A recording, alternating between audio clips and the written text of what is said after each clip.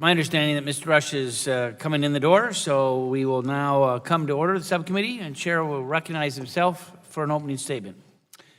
So I am certainly pleased to be here today to kick off this first of many hearings focused on America's electricity system. And as many in this room are aware, this committee has had an extensive history overseeing the nation's power sector. In fact, the namesake of this very building, Speaker Rayburn, worked as the chairman of the Energy and Commerce Committee to pass the Federal Power Act back in 1935, a law which continues to serve as the legal foundation of America's electricity system. More recently, the committee was instrumental in the discussion and actions resulting in the creation of organized wholesale electricity markets and other power marketing reforms, ensuring that rates continue to be just and reasonable. I can confidently say that this committee's efforts to oversee the nation's power sector must remain ongoing, as the ever-changing nature of the U.S. electricity system guarantees that there will always be new challenges to solve and new opportunities to seize. With that in mind, I'm excited to launch a new set of Energy and Commerce hearings today titled Powering America Series. This series of hearings is going to take a comprehensive look at recent developments and challenges in the way that we generate, transmit, and consume electricity in the U.S. And today's hearing will give us the opportunity to examine the state of the electric industry through the perspective of various market participants. After hearing from each of these marketing participants this morning, we're going to be holding a second Powering America series hearing next week, where we're going to be receiving testimony from each of the RTOs and ISOs who are responsible for operating America's regional wholesale electricity markets.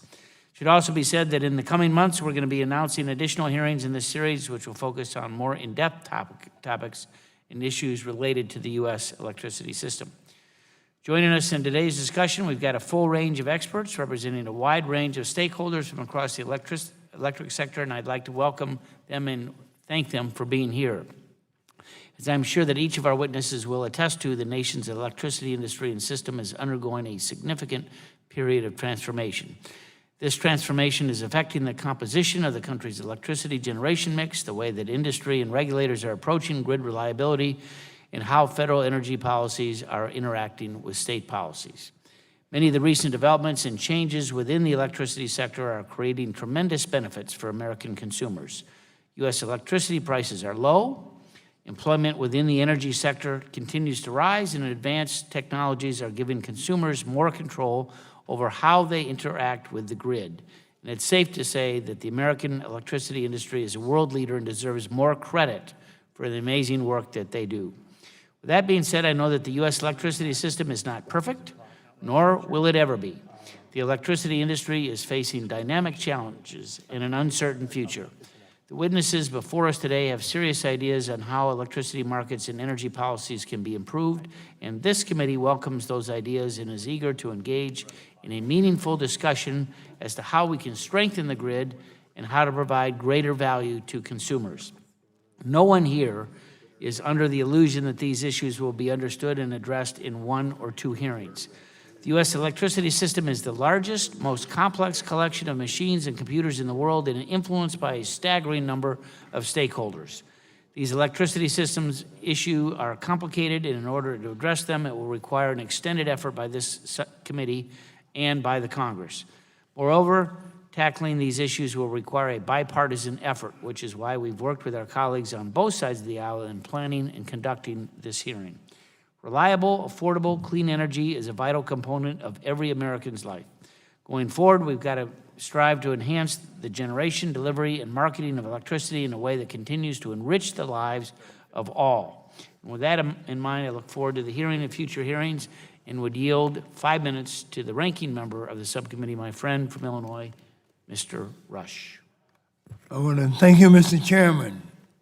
Mr. Chairman, this hearing is important because it's examining the state of the electric industry through market participant perspectives. Mr. Chairman, we know that the electricity grid of the 21st century will look significantly different than the grid of the last century, and rightfully so. even as the Trump administration attempts to weaken federal environmental regulations and Congress fails to act in any meaningful way to address climate change, we see businesses, municipalities, states, and individual consumers step up their own campaigns to address this critical issue. As consumers become more aware of their carbon footprint and how their behavior impacts the environment, they're also more demanding in terms of information. They're more demanding in terms of control over how energy is produced and consumed. Indeed, Mr. Chairman, while many changes in our electric grid are spurred by state and federal policy and market forces, it is important to understand that consumers are also driving many of the trends we see taking place in the electricity market. From an increase in smart meters, such as the ones being installed throughout my home city of Chicago, to smarter appliances, consumers want the tools to more responsibly use energy, both as a way to save money and as a way to save the environment. Other current trends include greater demand for cleaner, renewable sources of energy to compete with the traditional fossil fuels, as well as increase in distributed generation and demand response resources. Mr. Chairman, the result of these trends, as a recent DOE draft report suggests, does not make the grid less reliable, but rather the opposite. The DOE study indicates that having fuel diversity has in fact improved grid stability. I want to quote, Mr. Chairman, that very same report. The power system is more reliable today due to better planning, market discipline, and better operating rules and standards, is the remarks from that report. Mr. Chairman, with the federal government abdicating its responsibility in enacting comprehensive energy policy that addresses one of the world's most pressing challenges, it is even more vital that we provide the resources and guidance for states to take more of a prominent role in advancing smart and sustainable energy policies. Congress should not stand in the way of states like my own Illinois, Mr. Chairman, that choose to enact renewable energy portfolios and provide credit to reliable, zero carbon baseload sources of energy, including nuclear power. But rather, Congress should ensure that Ferc has the necessary mechanism to meet the challenges and take advantage of the opportunities found in today's electric grid. By almost all accounts, Mr. Chairman, for the foreseeable future, the nation's energy mix will continue to include sources from all of the above portfolios, including cleaner burning fossil fuels, nuclear, and renewables. So, Mr. Chairman, we must make sure that regulators have the tools, have the authority that they need to effectively and efficiently manage this portfolio. So, Mr. Chairman, I look forward to engaging today's panel of distinguished industry insiders and hearing from them regarding the opportunities and the challenges that we face in terms of our electric infrastructure. I want to thank you, Mr. Chairman. With that, I yield back. Thank you. Chair would now recognize the chair of the full committee, the gentleman from Oregon. Mr. Walden, for 5 minutes for an opening statement. Thank you very much, Mr. Chairman, and welcome to all of our witnesses and guests today. Last fall, this subcommittee held a hearing where a distinguished panel of witnesses described the origins of the Federal Power Act and how it has withstood the test of time. That testimony provided us with an historical context to how the federal government regulates the electricity sector. Having explored those historical perspectives, today we begin examining the current state of the electricity industry. As we embark on the Powering America series of hearings, I'd also like to welcome our witnesses again, who are leaders representing a diverse set of utilities and market participants. We greatly value your input and counsel.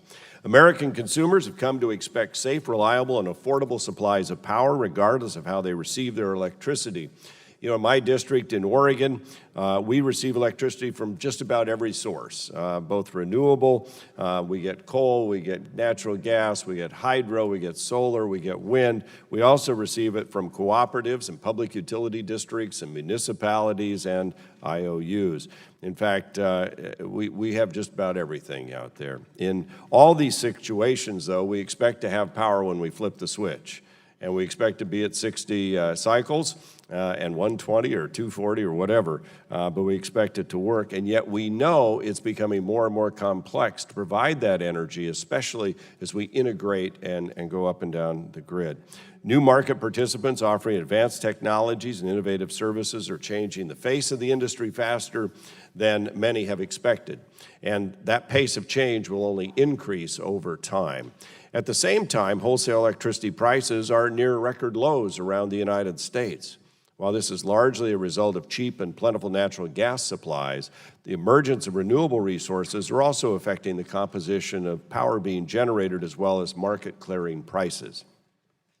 As a result, in regions with competitive markets that dispatch generation based solely on lowest cost, we're seeing that some traditional baseload units, such as nuclear and coal-fired plants, cannot compete because they are too expensive to operate within their markets, causing some plants to retire before the end of their useful life. While on its face, low electricity prices are a boon for consumers and businesses, we're now hearing from some segments of the industry that the loss of nuclear and coal units from the generation fleet could have longer-term impacts on grid reliability. While this is an issue that the DOE is examining in its baseload study, this is also an issue that this committee is exploring. Additionally, recent proposals by states to advance certain public policies in the organized electricity markets have added yet another layer of complexity to an already complicated system. So my hope is that there's a path forward to achieve these state policies while also maintaining the integrity of the wholesale markets. I recognize this is not an easy task. Next week, we'll continue our examination of the electricity system with executives from the RTOs and the ISOs who operate the transmission systems. But today, I'm interested in hearing directly from market participants regarding their experiences working in the electric sector and their thoughts on areas of potential improvement. I would note that our panel includes representatives that participate in both the non-restructured markets as well as all 7 organized markets. So as Chairman Upton noted, today is just the first in our Powering America series of hearings examining this industry. So I look forward to learning more about the current state of the vital industry and hearing your thoughts regarding what, if any, reforms could help to achieve greater efficiencies, reliability, and competition in the wholesale markets, while also continuing to deliver value to customers.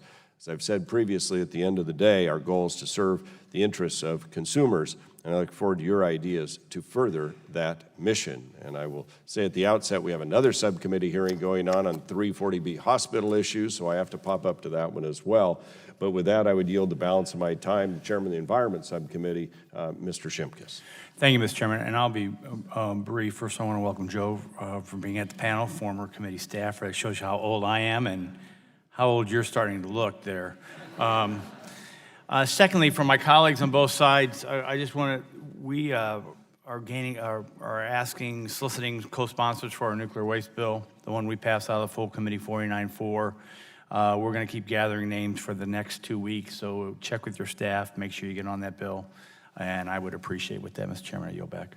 Well, that's HR 3053 is the bill number. Thank you, Mr. Chairman. As a co-sponsor of that bill, I'm glad to see that that's the case, and would yield to the ranking member of the full committee, the gentleman from New Jersey, for an opening statement, Mr. Plone. Thank you, Mr. Chairman. And And thanks for holding the hearing to provide us with a market participant perspective on our system of electricity regulation. Today's hearing picks up on the issue that you started to focus on last Congress, Mr. Chairman, with our insightful hearing on the Federal Power Act. Like that hearing, today's hearing was developed in partnership between you and Chairman Walden and me and Ranking Member Rush, and this set up to be a completely nonpartisan hearing with the goal of providing us important background for future decisions. I also want to welcome our witnesses, particularly Tammy Lindy from New Jersey's PSC&G, and I'd like to welcome back to the committee a former counsel for the subcommittee and Ferc Chair Joe Kelleher. As I said previously, while our attention to electricity issues has been sporadic since the passage of the Energy Policy Act of 2005, there was a time when it seemed like this committee held hearings on the electric sector almost weekly.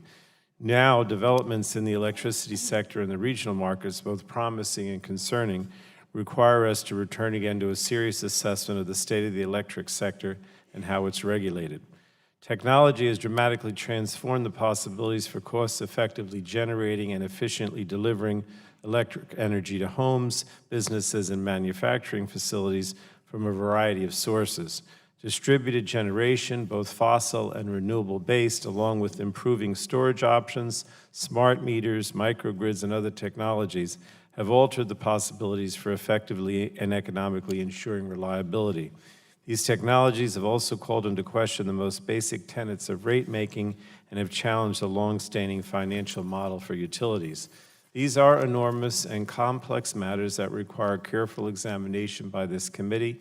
At the end of the day, we may decide that we need to make changes to the Federal Power Act, or we may conclude that we should make no changes and continue to allow developments in the states and the courts to drive policy. It's critical that our committee, at a minimum, take the time we need to examine these matters so that we arrive at decisions that are informed by fact and that serve the interests of our districts, our states, and the nation as a whole. And at this point, I'd like to yield the balance of my time to Mr. McNerney. Well, I thank the ranking member, and I thank the chair for holding this hearing. I want to welcome the witnesses, in particular, Mr. Slimer from Calpine. The electric grid has long provided Americans with reliable and affordable power upon which our economy depends. Today, we see big changes, though, on our electric grid, such as the challenge of reducing carbon emissions, distributed generation, cyber and physical threats, as well as rapidly developing technology. Our nation depends on laws and regulations that encourages and allows utility companies to adapt and thrive. I look at this series of hearings as an opportunity to be informed in our legislative process, which should be both bipartisan and productive. So I thank the witnesses, and I yield back to the ranking member. And I yield back also, Mr. Chairman. Gentleman yields back. With that, we're ready to hear the testimony and do our normal Q&A. Thank you, panel, for being here, and we're going to start with the senior guy, a guy who spent a lot of hours here, a lot of weeks and months over the years, Joe Kelleher. Joe, welcome back. Thank you. It is a new mic, so you got to push the button still. Inexperience with the new system. Mr. Chairman, Mr. Upton, Mr. Rush, members of the subcommittee, appreciate the opportunity to testify today on the state of U.S. electricity industry. My name is Joe Kelleher. I'm Executive Vice President, Federal Regulatory Affairs for NextEra Energy. NextEra Energy is one of the largest generators in the United States. We have nearly 46,000 megawatts in the United States and Canada. And of the larger generators, NextEra has perhaps the most diverse electricity supply. We're also one of the relatively few numbers of truly national electricity companies. We operate in every regional power market in the United States. Now I offer the perspective of a competitor in those markets, as well as the perspective of a former energy regulator. I was chairman of Ferc for a number of years and a commissioner at Ferc, and a former counsel of this committee. Since the 1980s, 1990s, the federal government's promoted competition in wholesale power markets in order to lower rates to customers based on the belief that competitive markets provide greater efficiencies than traditional cost of service rate regulation. And the goal of competition policy is lowering cost and shifting risk from customers to competitors. The U.S. electricity industry, as members have noted in opening comments, is undergoing a major transition. The market fundamentals driving this transition include a dramatic increase in U.S. natural gas production, the resulting sharp and sustained decline in natural gas prices, significant declines in wholesale power prices, lower than expected electricity demand, and improvements in the efficiency and cost of new wind and solar generation. Low wholesale power prices have led to sizable retirement of inefficient and uneconomic older coal and natural gas generation facilities, some retirement of uneconomic nuclear units, and large additions of modern, efficient natural gas and renewable energy generation. As a result, the U.S. electricity supply today has changed significantly and is now more diverse than our electricity supply has ever been up to this point. These changes have been so significant as to raise concerns about whether these generation retirements are being driven by market fundamentals or by federal and state policy, and whether the retirement of uneconomic generation poses a threat to electric system reliability. The evidence strongly suggests that the primary factor driving retirements has been market fundamentals, not regulatory policy, and there's no evidence to suggest that the retirement of uneconomic generation poses a threat to electric reliability. A number of states have proposed programs designed to prevent the retirement of uneconomic generation for a mix of policy rationales. To be clear, the market failure addressed by these state programs is low wholesale power prices. And the solution to this problem is to raise prices charged by a select few, which would tend to suppress the prices for everyone else and discourage the entry of new, more efficient generation. These proposals shift risk away from competitors back to consumers, which is contrary to a central goal of competition policy itself. These state programs are controversial, and they've been challenged in both federal and state courts. Some have been overturned, one was recently upheld, and other challenges remain pending. Because these state programs threaten the integrity of wholesale power markets, FERC is presented with some hard decisions on how to balance respect for state policy choices with its legal duty to assure just and reasonable prices. This balancing, though, necessarily involves placing a lesser priority on efficiency and low cost. And in my view, FERC has a legal duty to protect market integrity. I believe our electricity markets are working well and are workably competitive. U.S. electricity markets are undergoing a major transition driven by market fundamentals, the result of low natural gas produced by the shale gas revolution, combined with increased efficiency, low demand, and low wholesale power prices. This transition has been marked by major changes in our electricity supply mix, producing tremendous diversity and technology change. This transition is likely to continue, producing an increasingly diverse and more reliable electricity supply. As someone who bears the scars of the California crisis of 2000-2001, I admit that it feels strange to testify at a congressional hearing on the problem of low wholesale power prices and possible solutions to that problem. And I have to wonder if wholesale power prices were much higher, we might not be having this hearing, or it would have a completely different focus. But that's just a point that we should keep the consumers in mind as we discuss these issues. While it's painful for many competitors, the transition in electricity markets has delivered significant benefits to consumers in the form of lower prices. And we have to accept the fact that while low wholesale prices can be painful for the owners of uneconomic generation facilities, they're ultimately good for consumers and great for America. And with that, I thank you for inviting me. I look forward to the questions. Thank you very much. Next, we're joined by Lisa McAllister, Senior VP and General Counsel for Regulatory Affairs at American Municipal Power, Inc. Welcome. Thank you, and good morning, Chairman Upton, Vice Chairman Olson, Ranking Member Rush, and distinguished members of the subcommittee. My name is Lisa McAllister, and I'm the Senior Vice President and General Counsel for Regulatory Affairs for American Municipal Power. AMP is a nonprofit wholesale power supplier and service provider for 135 members across 9 states, with a majority of AMP's members in the PJM region.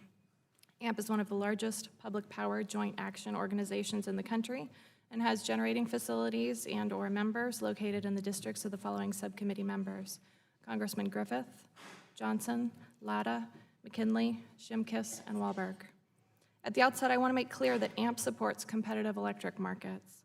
They offer opportunities for our members to serve their customers at the lower cost. AMP also strongly supports reliability, but as a member-focused organization, we work hard to ensure that the benefits of regulatory changes made to improve reliability justify the costs to consumers. While the energy portion of wholesale bills is the most substantial portion, capacity and transmission are quickly becoming more significant and growing. AMP has serious concerns about PJM's capacity construct and also the growing transmission costs.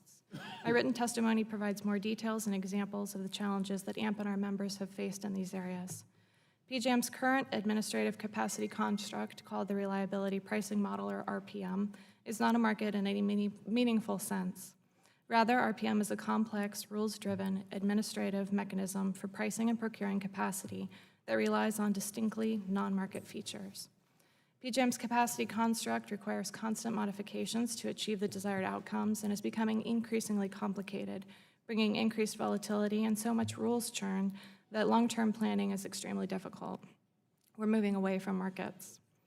One alternative solution is for local utilities, known as load-serving entities, or LSEs, to satisfy most or all of their capacity needs through bilateral arrangements in a real marketplace where there are willing buyers and sellers, and they negotiate arrangements to meet their needs.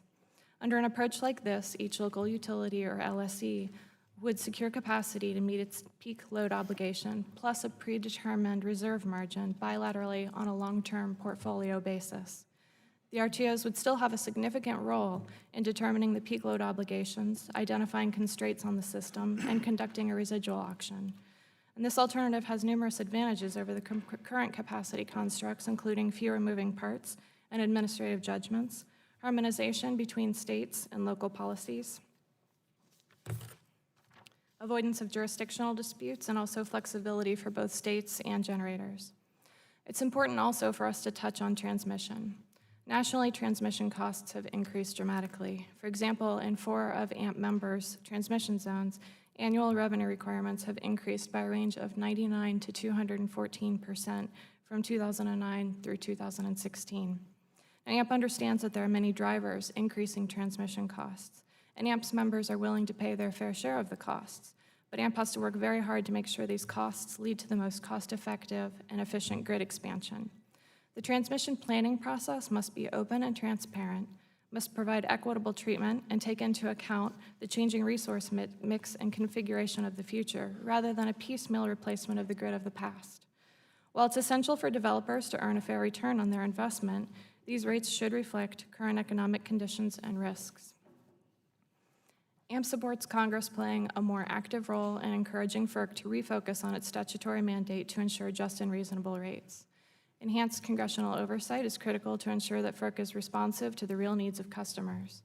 Congress can be helpful by insisting that keeping costs to consumers as low as possible is a central part of the RTO mission, reiterating that load-serving entities have a right to make generation choices that are not subject to rejection by the RTOs or FERC, insisting that resource adequacy constructs must accommodate state and public policy decisions, ensuring that RTO governing boards are representative, open, transparent, and independent from RTO management, requiring RTOs to demonstrate that proposed market changes benefit customers, directing FERC and the RTOs to develop robust and consistent transmission planning criteria, and encouraging FERC to ensure that return on equity rates for transmission investments reflect current economic conditions and risk levels.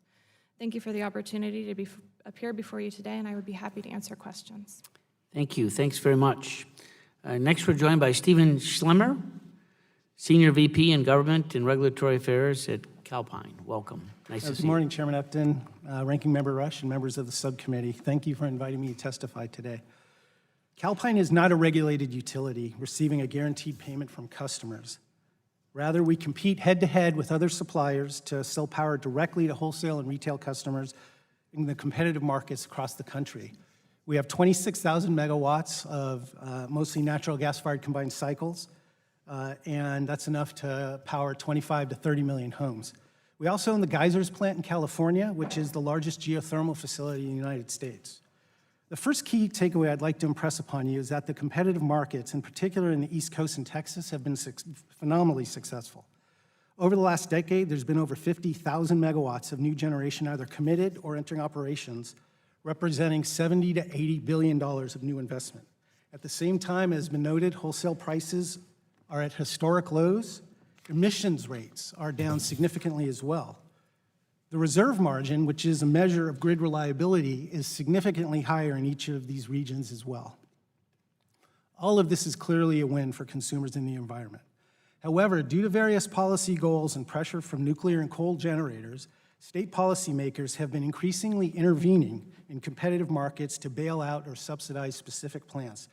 Examples include the New York and Illinois ZEC program, along with current attempts to create subsidies in Ohio and Connecticut, and nascent attempts in Pennsylvania and New Jersey, which we're expecting. If left unchecked, these efforts threaten the continued viability of competition in these regions. Investors are simply not going to invest in new infrastructure if they believe their direct competitors will receive out-of-market subsidy payments.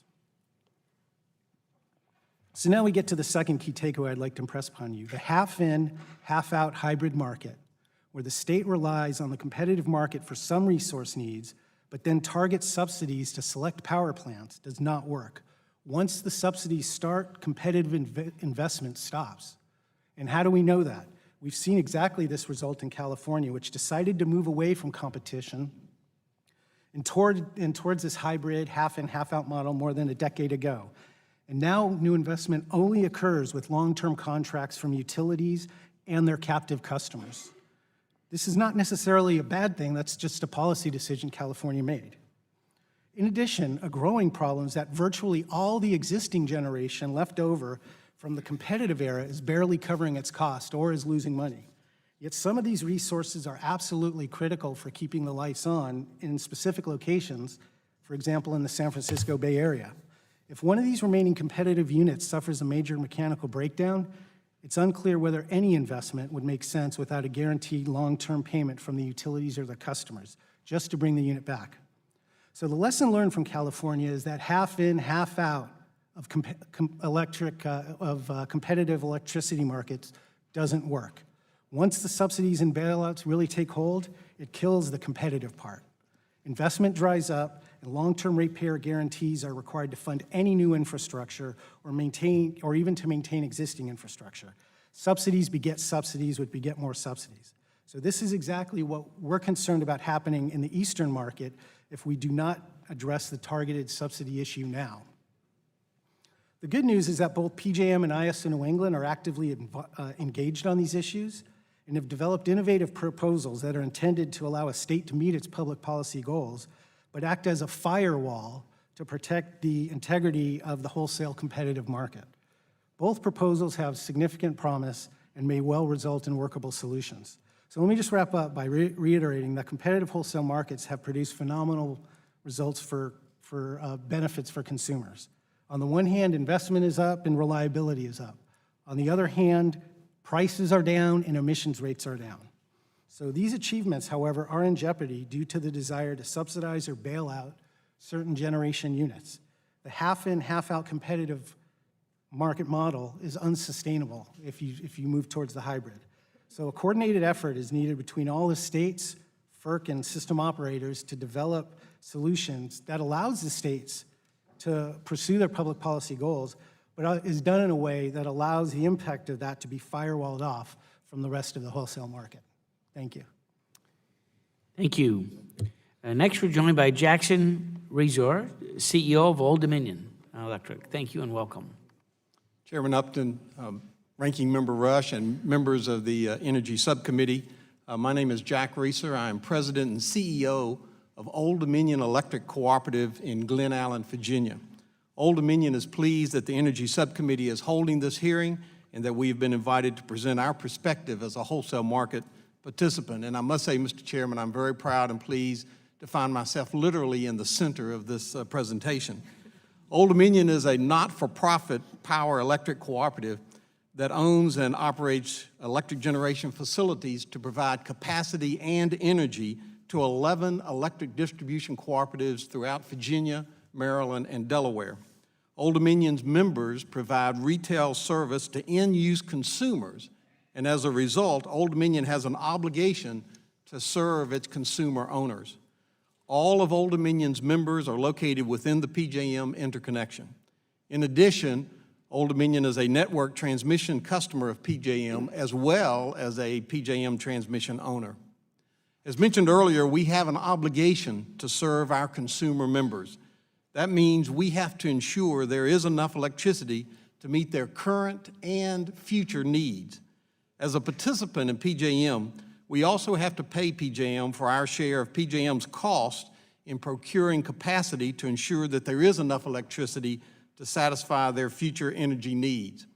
Unfortunately, Our experience with PJM's capacity procurement policies has been mixed at best. And let me explain why. PJM originally established that we could satisfy the obligation to procure capacity by building generation sources or using bilateral contracts to obtain capacity at competitive market prices. In other words, we could self-supply the capacity obligation.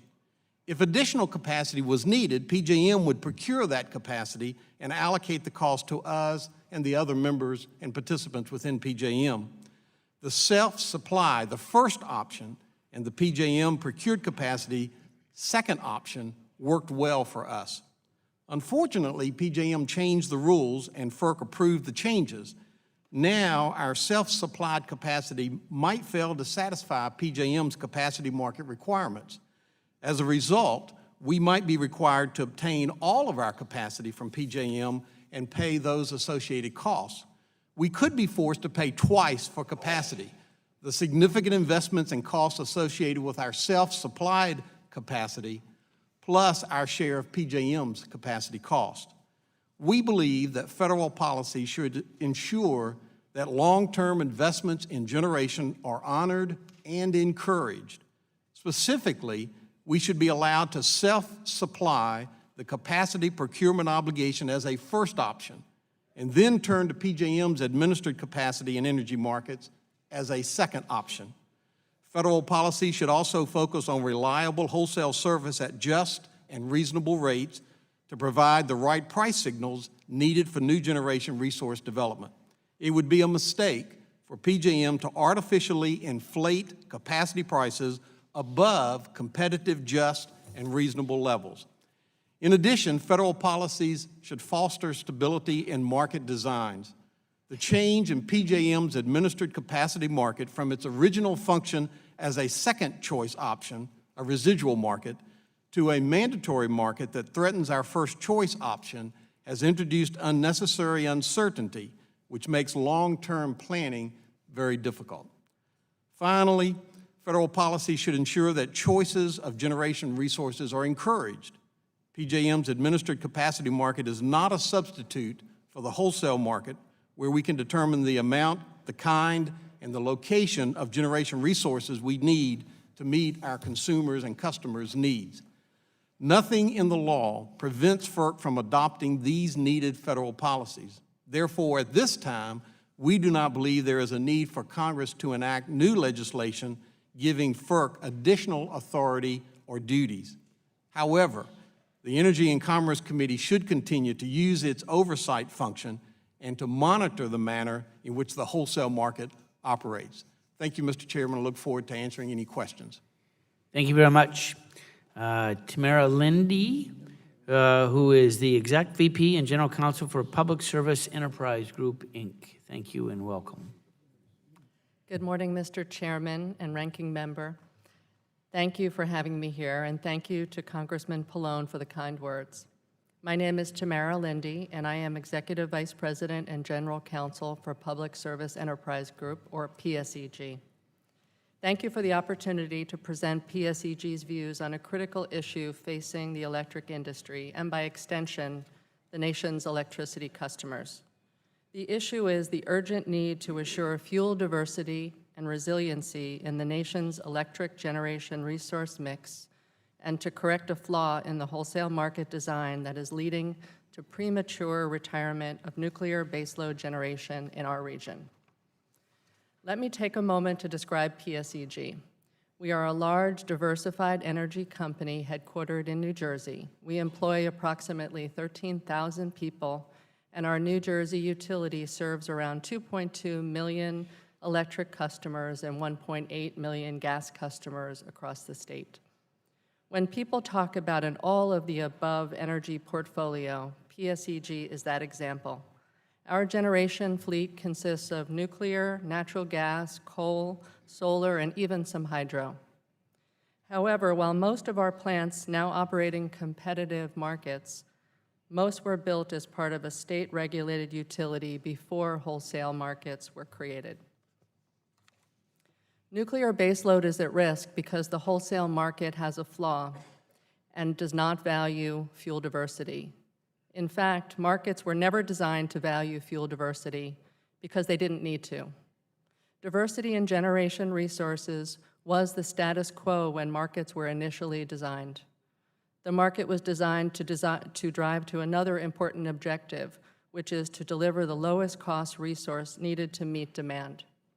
For years, while different fuel costs were roughly comparable, markets could drive towards the lowest cost without sacrificing fuel security and diversity. Now, the shale gas revolution has brought opportunity, but it has also revealed this serious market design flaw. Today, after more than 30 years of operation, the 3,500 megawatt Salem and Hope Creek nuclear generating stations in New Jersey turned a dramatic corner last year, and they failed to earn enough to cover their cost of capital. While we have not announced their closure, we have made it clear that they are on an unsustainable path. Absent a change or intervention, these baseload resources will permanently close. In fact, the time frame for many at-risk plants is so short that states are moving forward to address the problem before it is too late. We believe that it is our duty to have honest discussions with leadership in New Jersey to ensure that the stakes are clearly understood and that the state is given an opportunity to take action if it chooses to. We believe that state action may be critical if these resources are to survive. We believe that these actions can be done in a way that does not undermine the integrity of the wholesale market and can serve as a bridge until a regional or federal solution takes hold. Ultimately, we do see potential for a market solution. Fuel diversity has a value, and the loss of fuel diversity has a cost. This needs to be factored into the wholesale design. Mr. Chairman, this committee has presided over many fights within the electric industry over which fuel is better, which fuel is subsidized, and which business or regulatory model is best. We understand that you must look beyond winners and losers in the industry and focus on customers, communities, and the nation as a whole.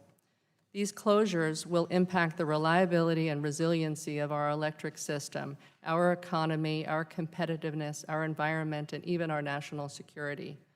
Nuclear energy contributes $10 billion in federal taxes and $2.2 billion in state taxes each year. Our global leadership on nuclear energy drives the adoption of U.S. nuclear safety and security standards across the world. A vibrant American nuclear industry supports the nuclear supply chain and provides the workforce necessary for the defense nuclear industry. On a more basic level, it is never a good idea to have all of your eggs in one basket. That's true for retirement savings, and it's equally true for the life-giving electric supply our customers depend on. In the past few years, our region has seen a polar vortex, Superstorm Sandy, a derecho, an earthquake, and a freak October snowstorm. Add to this the prospect for a physical or cyber intrusion or a fuel supply interruption, and it's clear that the customer interest is better served by not being overly reliant on one fuel source. Again, I want to thank the subcommittee for inviting me today, and I'll be happy to answer any questions.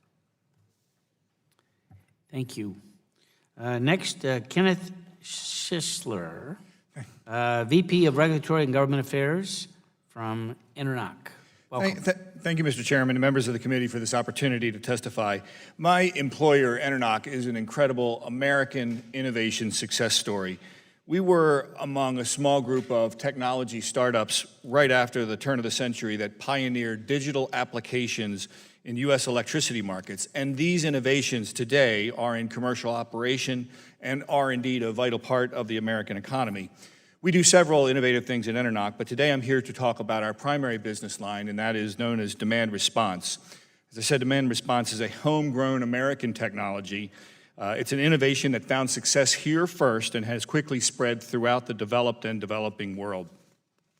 The purpose of demand response is to engage customers, users, and users of electricity to manage consumption of electricity at critical periods when the electricity grid is under stress, to serve as a balancing resource on the grid, or to respond to signals when prices are high. Demand response empowers energy users to become more flexible with their consumption and to monetize that flexibility, providing grid services. Companies like Enernoc are known as aggregators. We aggregate the demand response capability of thousands of customers and manage them as a portfolio of resources in order to participate in electricity markets. Demand response resources are dispatchable in a manner similar to traditional generation resources that receive and respond to dispatch signals from utilities and grid operators. In fact, most often, demand response is actually treated on the supply side of the market, which sounds a bit like a non sequitur, but it does work. We operate in several FERC jurisdictional markets in the U.S., as well as several programs under the jurisdiction of state utility regulators. Demand response enjoys broad bipartisan support. In fact, Chairman Kelleher, seated at the end of the table, passed, as chairman of FERC, the seminal order that enabled this latent capability of customers to improve the power grid through demand response, and his legacy was carried forward by his successor, Chairman Wellinghoff. Demand response is a win-win. It's unequivocally a win-win for the U.S. economy. We contribute to the U.S. energy resource diversity and security supply.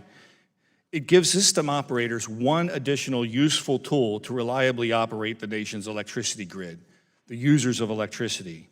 Demand response has been credited as helping to prevent major grid emergencies, many major grid emergencies in recent years, including many of those my colleague acknowledged, the polar vortex, wildfires in California, and many other. Customers who participate in demand response receive compensation for participation. We pay customers from the market revenues that we receive by bidding their resources, again in this portfolio, into the wholesale markets. These customer payments, of course, bring down their total cost of energy, which makes them more competitive in the U.S. and global economy. Demand response is a domestic energy resource by definition, supporting energy independence. Our fuel source, if you will, is leveraging the flexibility of our customers to manage their demand for the benefit of the grid. Demand response receives no subsidies, no special tax treatment under the federal tax code. It does not negatively impact the federal budget and does not require any subsidies from states or ratepayers in order to participate because it is cost effective on its own. Demand response improves the efficiency of the grid and brings down energy costs for all consumers.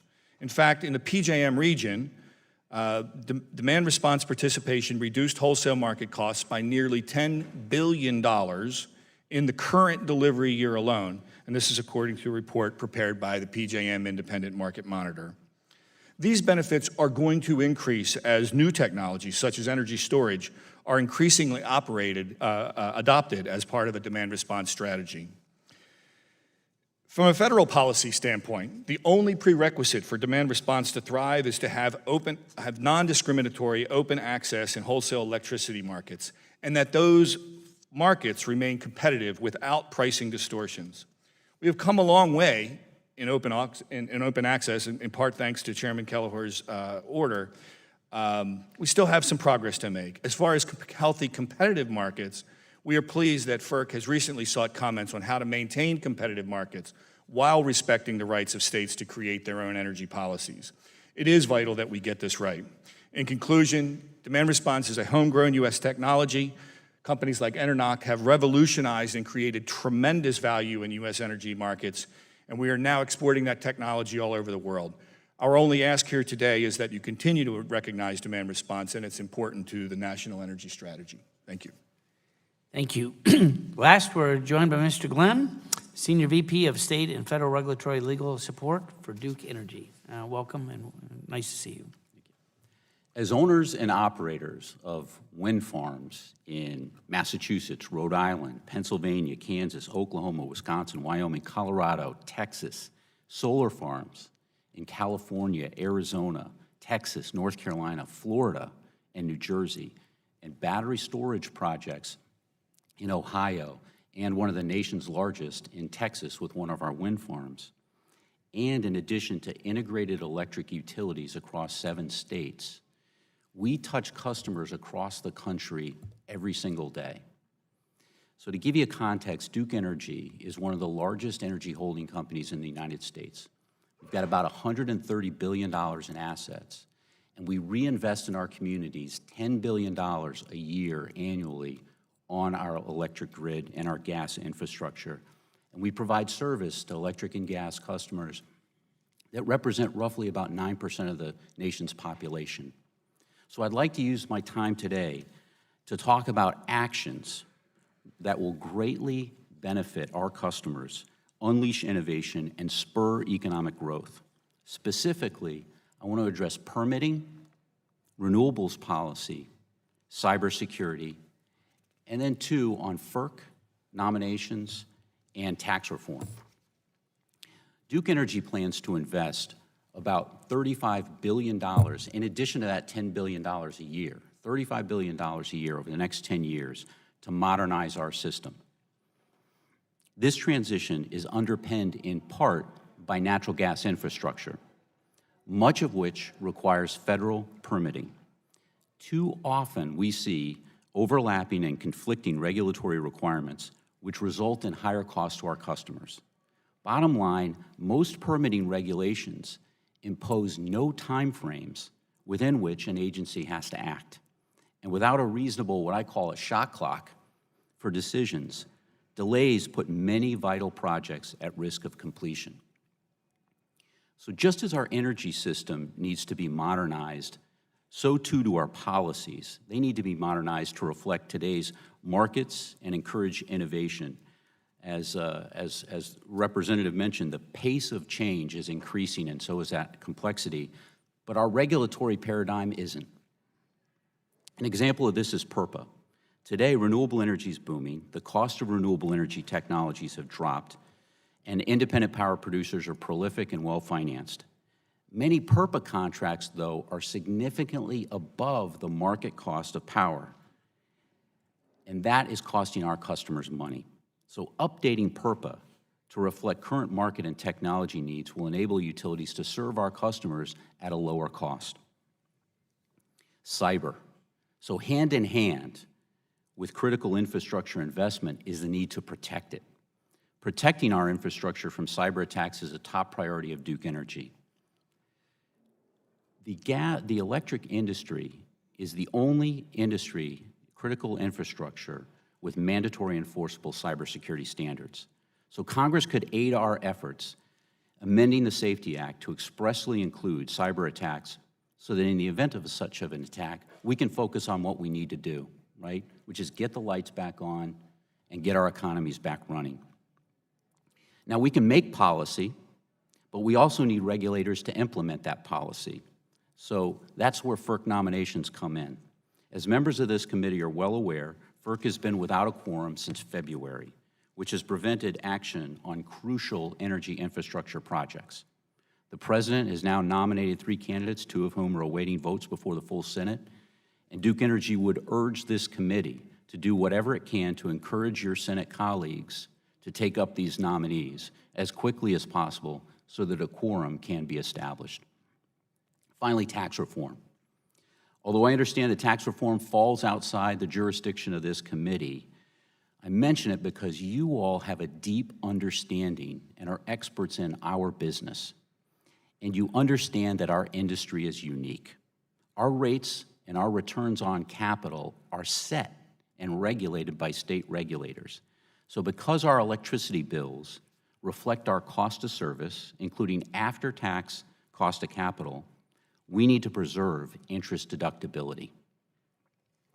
So our industry, as a number of the members have mentioned here today and our panelists have said, is undergoing remarkable transformation. We at Duke Energy stand ready to meet those challenges and those opportunities to power our economy, to improve the quality of lives of the customers that we serve every day. Thank you. Well, thank you all. And at this point, we'll reach our 5 minutes of Q&A by members of the committee. Thank you very much for your testimony. And I'd like to hit a couple things in my 5 minutes if I can. One is to talk briefly about baseload closures.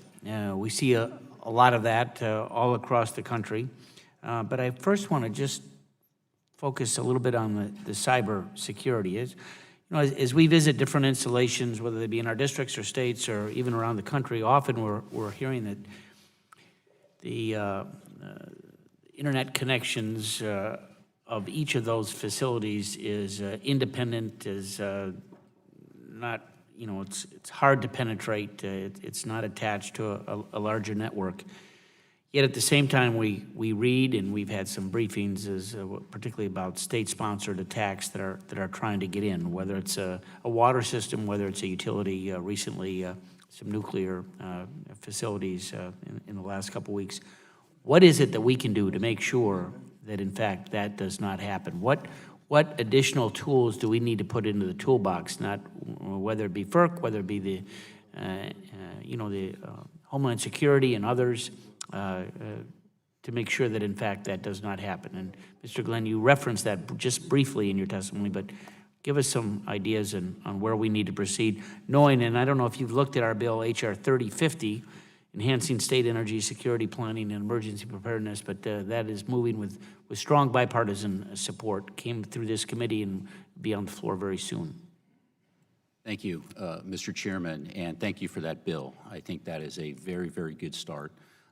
And I think there's a couple of things. One is we are the only industry with mandatory enforceable standards. So FERC and NERC, at delegation of FERC, has specifically prescribed standards that we must meet. How we meet those standards is a defense in depth way of meeting that.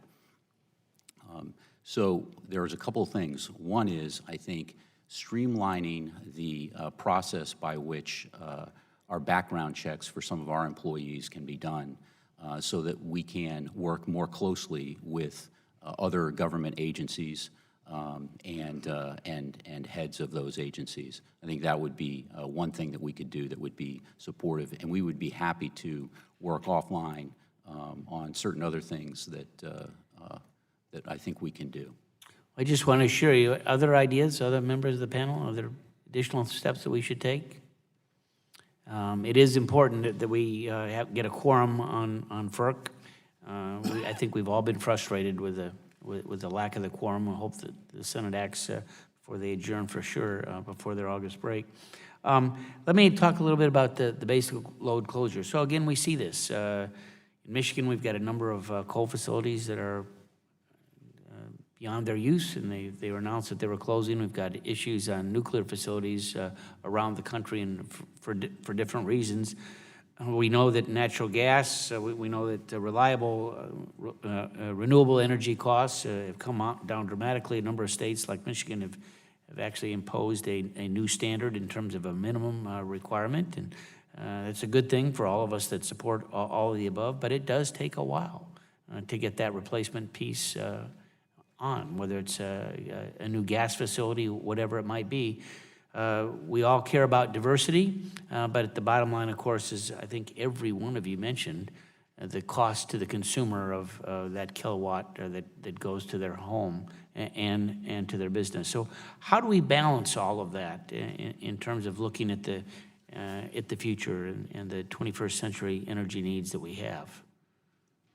Ms. Lindy, you talked a little bit about that, and it seems like New Jersey has done a really good job. Well, thank you. Fuel diversity is really important, and we are concerned that at the wholesale market level, the market design did not take that into consideration. So we do see that as something that needs to be addressed, but we recognize it can't be addressed quickly.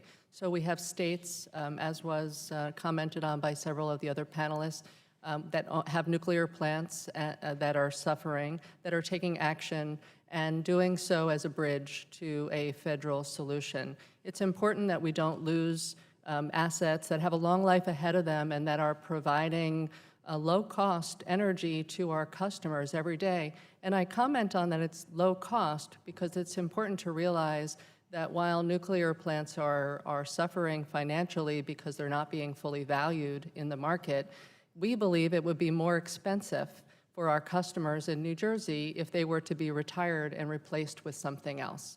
So we believe it's less expensive for customers to keep these nuclear plants in operation and to keep them through the rest of their permit life, which goes on quite far into the future. Our 3 nuclear plants in New Jersey have licenses that go out until 2046. And each of the 3 plants have different license terms, but they have long lives ahead of them, and they're important for fuel diversity and important for the cost of energy in the state of New Jersey. My time has expired, but just a quick comment, maybe Mr. Schlimmer and then Mr. Keller, and then we'll move on. Just really quickly, not necessarily sure I agree that the nuclear plants aren't being fully valued. PJM went through a process to revamp its capacity market to value reliability even more than it had been previously.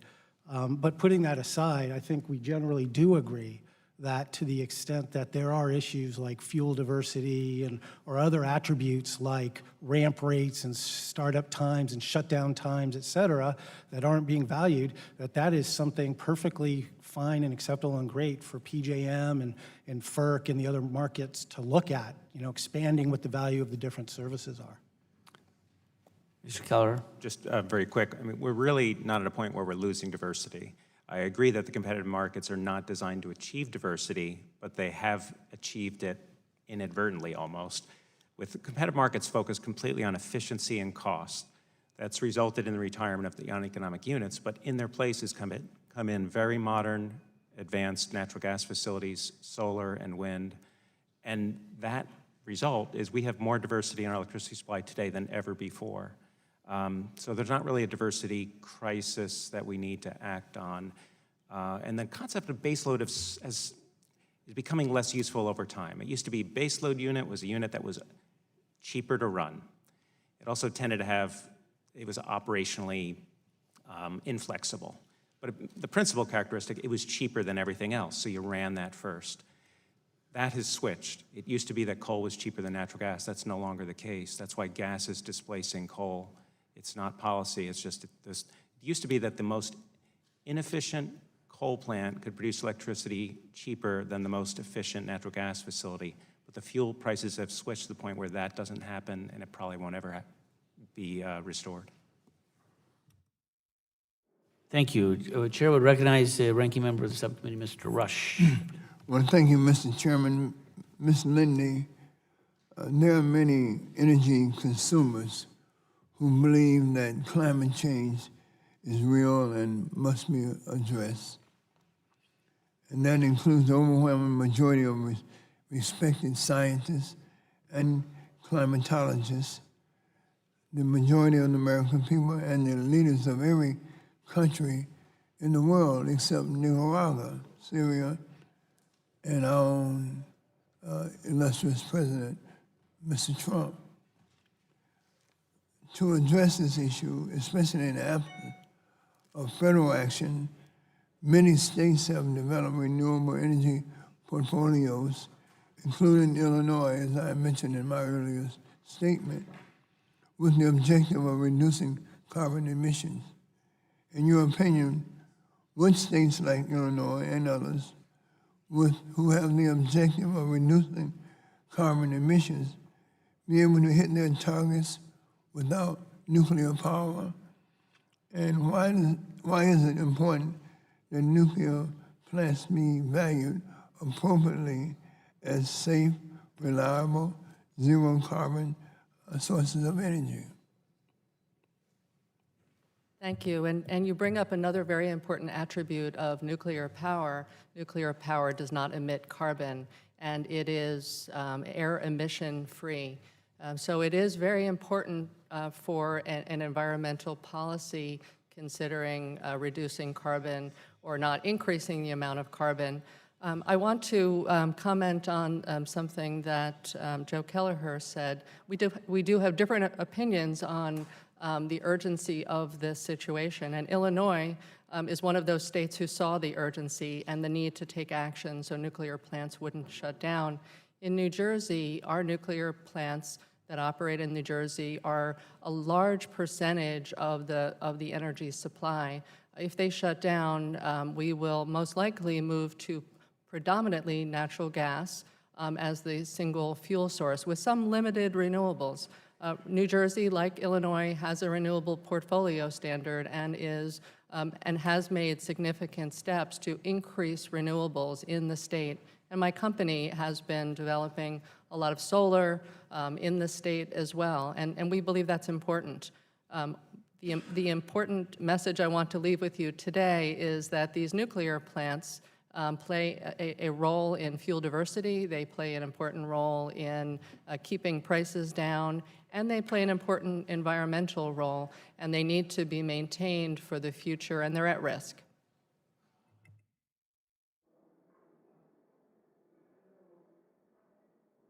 Fuel diversity, how important is fuel diversity in ensuring a reliable and resilient grid? I could comment on that. NERC issued a study this year that highlighted the importance of fuel diversity to a resilient grid. I think that report that was issued, I believe in March of this year, does spell out the importance of fuel diversity to resiliency and the ability of a system, an electric grid system, to respond to a variety of different situations, whether weather or physical or cyber attacks. So we think that fuel diversity, as NERC indicated, is critical to resiliency and long-term reliability.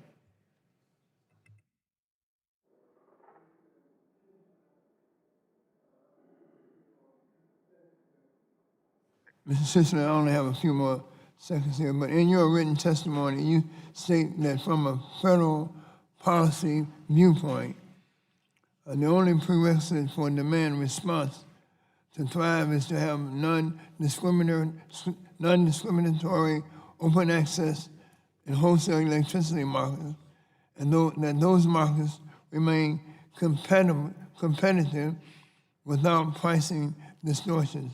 Moving forward, are you confident that FERC will enact policies that will maintain competitive markets while respecting the rights of states to create their own energy policy? When the FERC gets a quorum, we will hope that will be the case. I do know that the RTOs and ISOs that you're going to be hearing from next week are taking this issue very seriously. We certainly don't want to stand in the way of states enacting their own energy policies, creating their own energy destiny. But market participants like ENERNOC, like independent power producers, rely upon market revenues, and those prices are very important to sending long-term investment signals. And that's why they have to be having fair, competitive wholesale markets have to be sacrosanct. So the FERC has enjoyed a long history, regardless of leadership, of trying to trend toward making wholesale markets more competitive, and I certainly hope that will continue, but that really does need to be the guiding principle. Thank you. Mr. Olson. I thank the chair for holding this important hearing and welcome to our 7 witnesses. It should be no surprise to anybody in this room, but my home state of Texas rode down a different trail in terms of our electric grid. 90% is fully competitive, run by a group called ERCOT.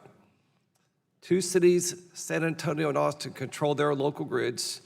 The panhandle of West Texas and East Texas has their grids. They're interlocked. As like other states, our source of power changing rapidly. We're shifting from coal power to natural gas power fairly quickly. We have 2 nuclear reactors, nuclear sites, no more coming. That's it. We're number 1 for wind, number 1 in America, with a rapidly growing solar industry. My question is for you, Mr. Scheimer of Calpine. Your company has operations all across the country, many of those in Texas. As you mentioned in your opening statement, you used the word on ERCOT saying they are, quote, phenomenal, end quote. What does that mean, and why is that such, and could other markets learn from the Texas example? Could they be phenomenal as well? Thank you, Mr. Vice Chairman. So yeah, Texas indeed did choose a different path. They have almost completely gone to complete competition on both the wholesale and the retail side. And I'd say that so far the distinguishing characteristic that you find in Texas versus some of the other markets is so far there hasn't been as much temptation to intervene in the competitive markets. And so, in fact, over the last 5 or 6 years or so, you've seen 14 or 15,000 megawatts of new resource being built, both natural gas, but a tremendous amount of renewable resources. And those renewable resources actually were not done under long-term contracts with utilities, but really based on confidence in the market. You know, we do have some concerns about the structure of the ERCOT market, just like some of the, you know, it's very different. You know, the U.S. regional markets each have their own concerns associated with them because of different policy drivers and dynamics and all that. But, you know, I'd say so far, you know, Texas is you know, their market remains probably the most competitive market with, you know, confidence in the rules going forward. And how do investment decisions in markets like ERCOT that are competitive or like the Mid-Atlantic differ from those in more traditional regions? Could you a company build a new power plant in Texas with the same sorts of return on investment like they can in Georgia, for example? Any competition issues there? So a company like ours really builds off of, you know, what the future market looks like and what our expectations of the future market looks like. So in regions where there's a known set of rules and we're confident in the set of rules, and you know, we can look out, obviously we're going to be wrong about what the future looks like, but you know, at least we have, you know, forecastable future, we'll make competitive investment decisions, you know, if we think we have a fair shot of getting our money back. In other regions of the country that haven't deregulated or are still vertically integrated where the utilities still dominate, we'll only make those investments over with the long-term contract or with a long-term ratepayer guarantee. Thank you. Ms. McAllister, ma'am, new source of energy like wind and solar only means something if we can get those to market. In Texas, we have what's called competitive renewable energy zones, CREZ zones, to get resources all across the state. As plants continue to close and energy sources shift, new lines will be needed. Can you share your thoughts about the state of new transmission construction? Is the process working? Is it transparent enough? Are there bureaucratic roadblocks? What improvements can be made?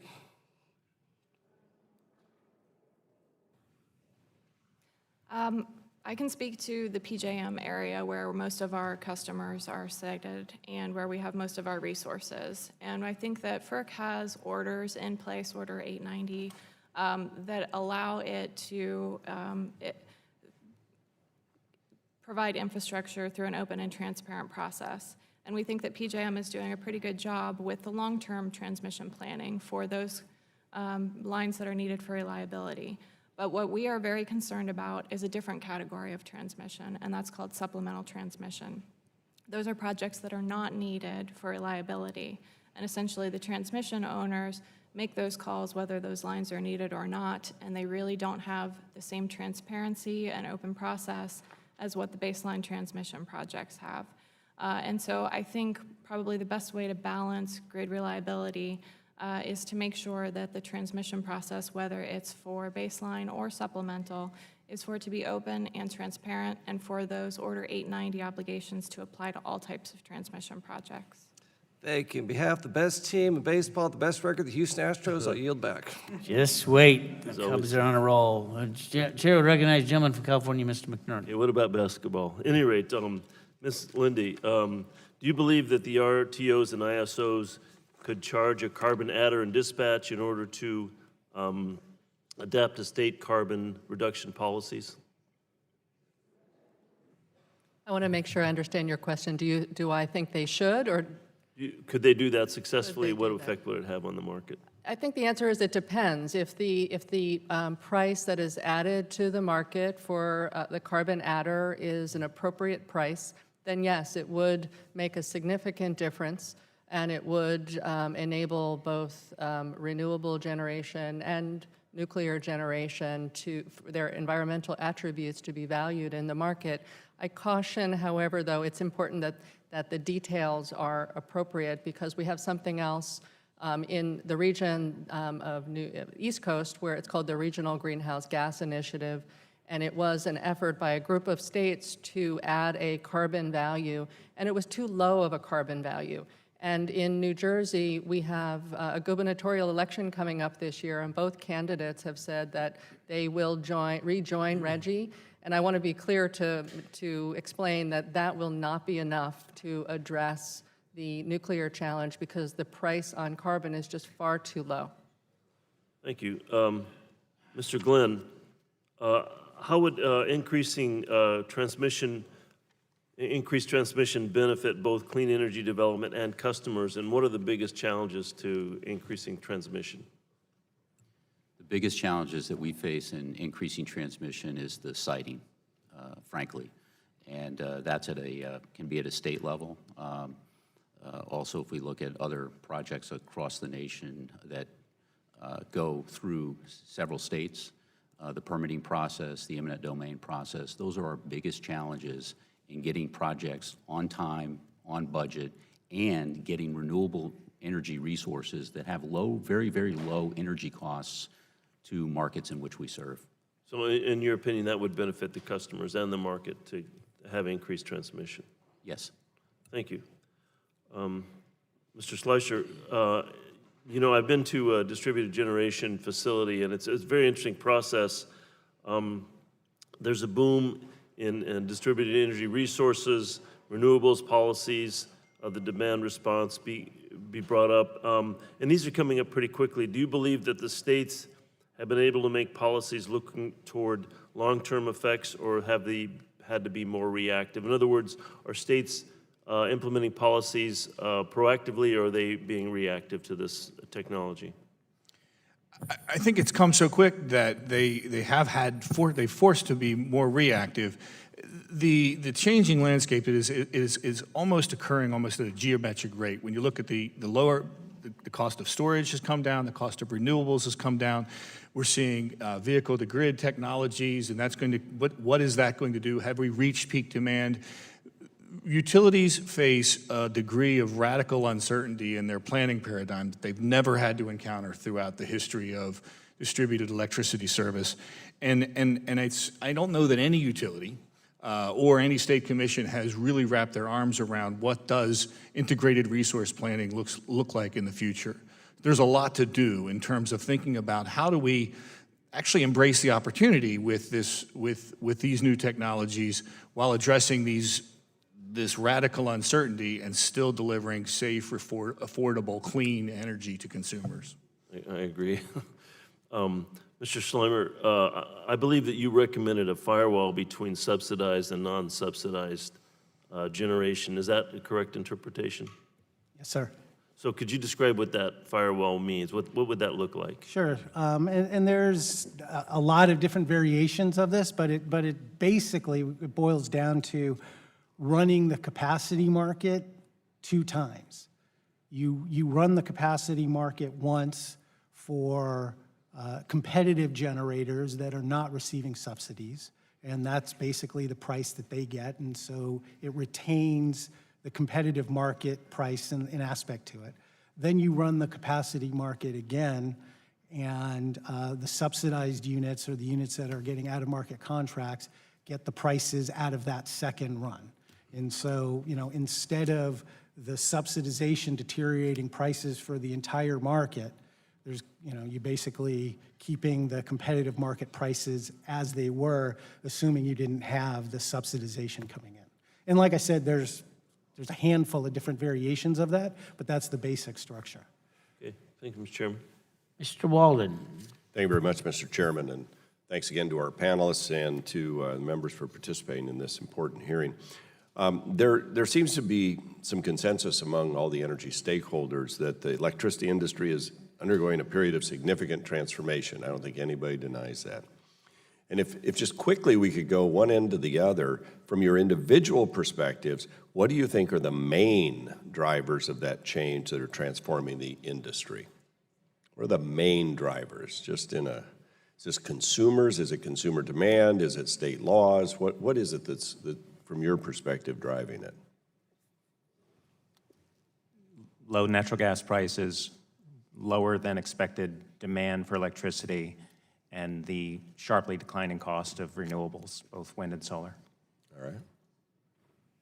Yeah, I would agree it's basic market forces with the low natural gas, but I think it is also consumers demanding more and wanting different choices in their supply needs.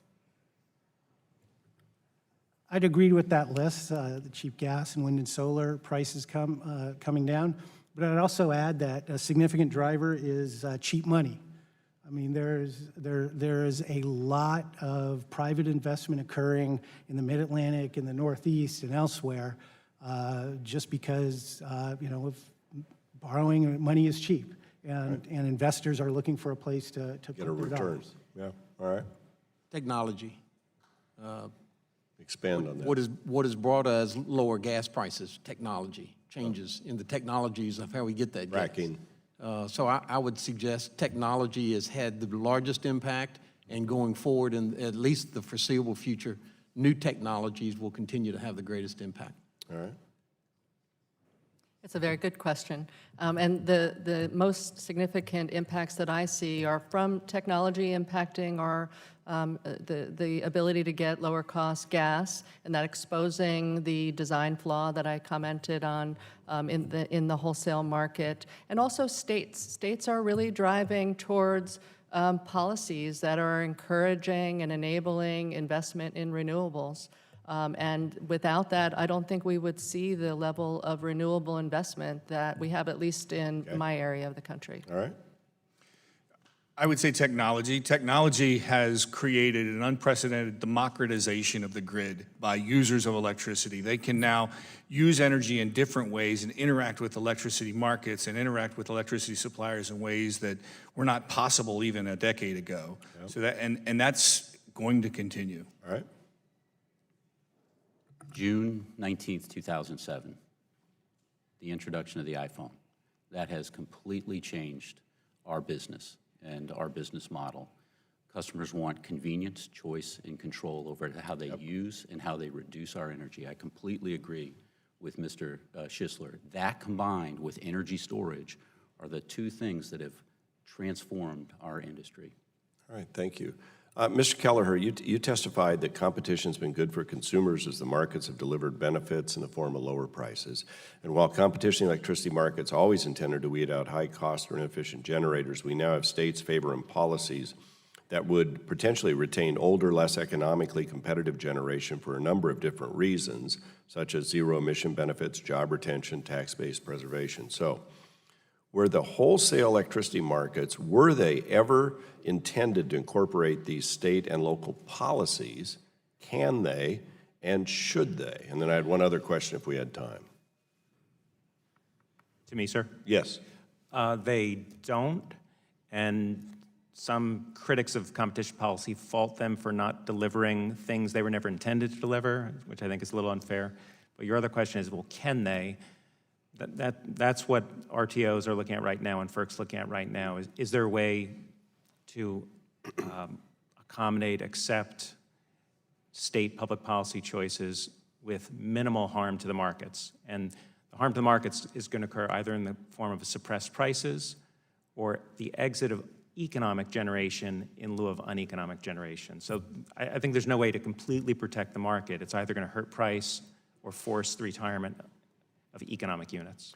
Well, and as you know, I think it's next week, Mr. Chairman, you're going to have the hearing on RTOs and ISOs and look at all of that side of this as well. Our goal is to make sure we stay ahead of the dynamic changes in the electricity market so that the grid works. So you get electricity where you need it, when you need it, and obviously we have security issues that we'll get into here and other places, but adequacy is a big part of that, and the time to build out to make sure we've got the ability to transmit the power where we need it is something this committee is very concerned about as well. My time's expired, Mr. Chairman. Thank you again, and to our panelists, thank you very much for your participation. Thank you. Mr. Peters. Thank you, Mr. Chairman. Thanks. I want to follow up on the chairman's questions, but I did before I let it get away. Ms. Lindy, what was the price that Reggie charged that you said was too low? I'm not sure if I have it right here, but it is in the it's $2.67 per ton of carbon. Okay. um, you. as compared to much higher numbers that are 30, 40 is other. So my question had to do, just putting aside some very important issues for the minute, which is cybersecurity, which we've talked about, putting aside the pricing in the markets. We've seen a phenomenon of this distributed generation. You say it's sometimes driven by consumers who want solar panels on their roofs. Sometimes it's driven by state policies. I'm concerned, what I hear about is that creates an issue for delivering electricity, to making sure that when you turn on the lights from a systems point of view, that they'll come on. Mr.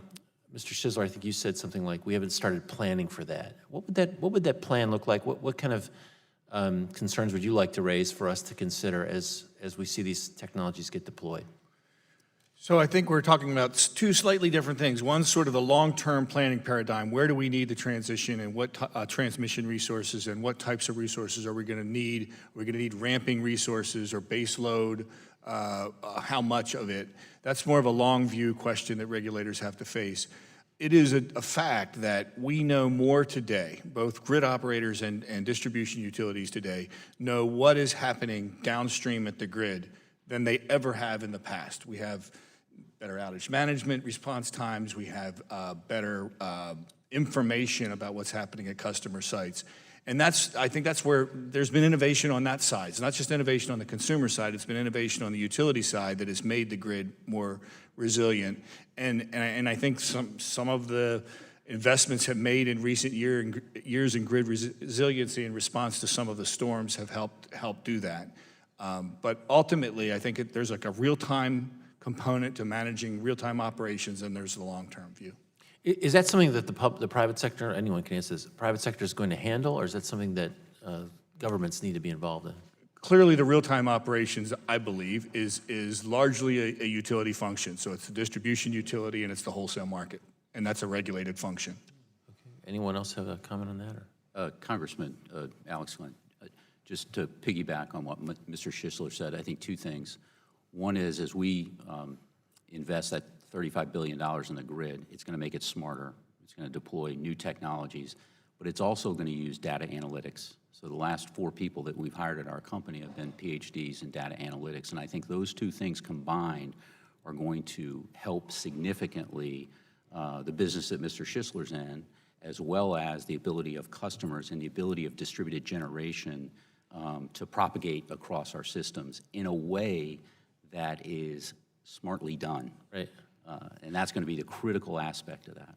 And I think it's got to be a partnership. So in San Diego, I think SDG&E is at 43% renewable now, and that's obviously not all rooftop, but that's pretty good. But I think that now there is a clamoring among consumers to do more rooftop and community choice aggregation and all these things.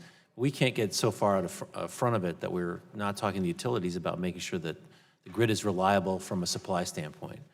And so if maybe Ms. Linda, if you had a question, a comment on that, I think it's really important to have that conversation and to be in partnership. Thank you. And I agree with Mr. Sisler that demand response is a really critical component of our overall system. We want customers to respond to the cost and not use power and identify what price they're willing to not use the power. But when customers want power, when their rooftop solar is not working because the sun is out, the utilities are the ones who have to be able to meet that demand. And it's not just having enough as far as numbers, it's having the right mix. Right. The right mix that can respond at the right time in the right combination. And the NERC report that came out this March addresses that, and it identifies all of the different characteristics of different types of supply and how they work together. And it's important that we have experts and transmission planners and generation planners looking at making sure that when someone flips the switch and they want their power, that the right mix is standing behind it and ready and able to respond. Right. We want to do that, from my perspective, in a way that moves us towards renewables, but we have to do that together. So thank you, Mr. Chairman. Mr. Shimkus. Thank you, Mr. Chairman. It's great to have the panel. I think the bigger question now is, do we get to the process of rewriting the Federal Power Act? really last codified in 1935. We had testimony last year that said, well, it was so vague that FERC was able to run and help create these regional markets. And isn't the constitutional debate of what is interstate commerce? And if you excite an electron and it's going across state boundaries, that caused a question even maybe the federal regulation of the interstate commerce, which would be the transmission portion, and states' involvement still in the distribution. So I think that's the bigger question, because we're trying to, and I'm not afraid to be involved in that debate, because as was quoted by Mr. Sisler, we have democratized this electricity use to the individual. And the iPhone was, Mr. Glenn, you used the iPhone as an example. So, and Joe was here when we did competition, when we used to have state regulated markets, and we moved to these regions. But I want to spend my time, and the RTOs will be here next week, but the people who have complaints about the RTOs will not be here next week. And so I really want to focus on two comments. They're really the same. Mr. Reeser and Ms. McAllister on, Mr. Reeser, you have a beef with PJM, and you are wholly contained. Okay, you're the rural cooperatives, different model, evolved over time, and some would say, obviously, obviously it's a not-for-profit entity.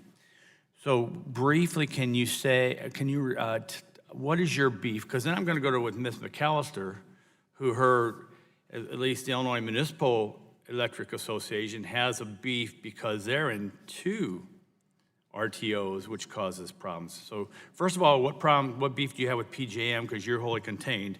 And then I'm going to move to Ms. McAllister to explain the separation. Thank you, Congressman. Our big issue is on the ability and having the first option that we can self-supply. And you said that about 15 times in your opening I did. statement. So what do you mean by that. self-supply? We are a load-serving entity. That's what makes us a little bit different than So your owners, and the Federal Power Act gives you the authority. In fact, it's in statute that you can self-supply. Basically, that's what we would Under argue. Yes, sir. 217B. That's correct. Because we are a load-serving entity, we have an obligation to meet the needs of the consumers that own us, which we would suggest, I realize it is a different model, but we would suggest is the ideal model of a nonprofit entity that the consumer owns, and that's where they get their electricity. And we should have the opportunity to self-supply that load. We shouldn't have the opportunity. It's in statute. Well, but PJM in the way that's my point. Yes. And as you said, I have a little bit of a beef with PJM. However, I would say to you that when PJM started, their first option for us to meet their capacity obligations, which are legitimate, was that we could look first to our self-supply. Okay, let me go to Ms. McAllister. I'm running out of time because hope we haven't scheduled this out, but I hope you know where I'm going with this question. I think I do, and thank you for the question. And just a quick point, we are also in 2 RTOs, and we also serve load in non-RTO areas, so we've kind of got the whole scheme of things. So we've got the same kind of beef that Old Dominion has, and really the crux of the problem from our perspective is that the capacity market in PJM over time has evolved to become overly complex. It also reduces the amount of resources, the types of resources that can participate because they no longer meet the definition of a capacity resource. And it's just become so unduly complicated that it makes long-term planning for entities like us very difficult. And we are at risk with what's called the minimum offer price rule, which is essentially a floor price that is administratively set by PJM.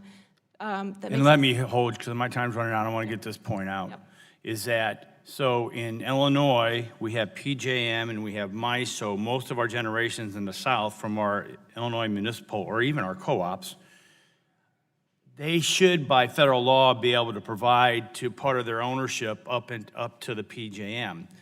But because of these regions, they have, part of that load is sold to PJM, which sells it back into their market at a premium versus the original clearing price in MISO, which means that those people who are owners of the generation can't get the real price of the generation.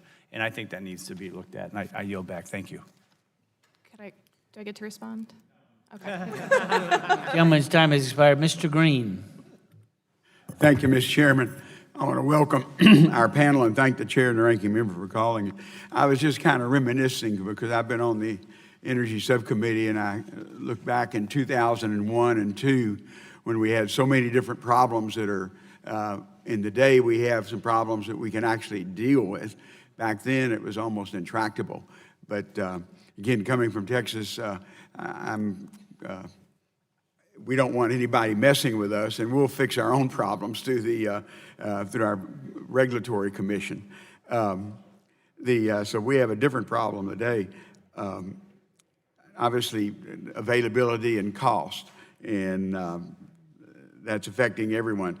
Mr. Kellner, you touched on how significant changes in the breakdown of our nation's electricity markets have led to questions about driving force behind the retirement of certain types of electricity generation, market fundamentals, or policy on the state or federal level. You stated the preponderance of evidence suggests that market factors are the primary driving force behind the retirement of uneconomic generation methods. Can you elaborate on the evidence you referenced when stating that the market forces rather than regulatory process has been the primary driving force behind the retirement? And again, both your experience on this committee as a staff member, but also in the industry. Let me address there have been arguments from time to time that negative pricing by wind is causing retirements of nuclear and coal plants. And there's I think, very persuasive evidence that that's not true. There's PJM analysis that shows that, first of all, negative pricing is when you bid below zero. But wind projects do bid negative from time to time. So do nuclear plants, so do hydro projects. So negative pricing is not something that's particular to wind projects. But if you look at, well, when does negative pricing by wind projects set the market price in one of the RTOs, PJM analysis shows that it occurs 0.1% of the time. So that's 1 hour out of every 1,000 hours. I think it's hard to say that, therefore, that wind is the villain. They're not driving the right? train. And then even in Texas, your state of Texas, where there's much more wind penetration in Texas than in PJM, negative pricing by wind projects in Texas occurs less than 1% of hours.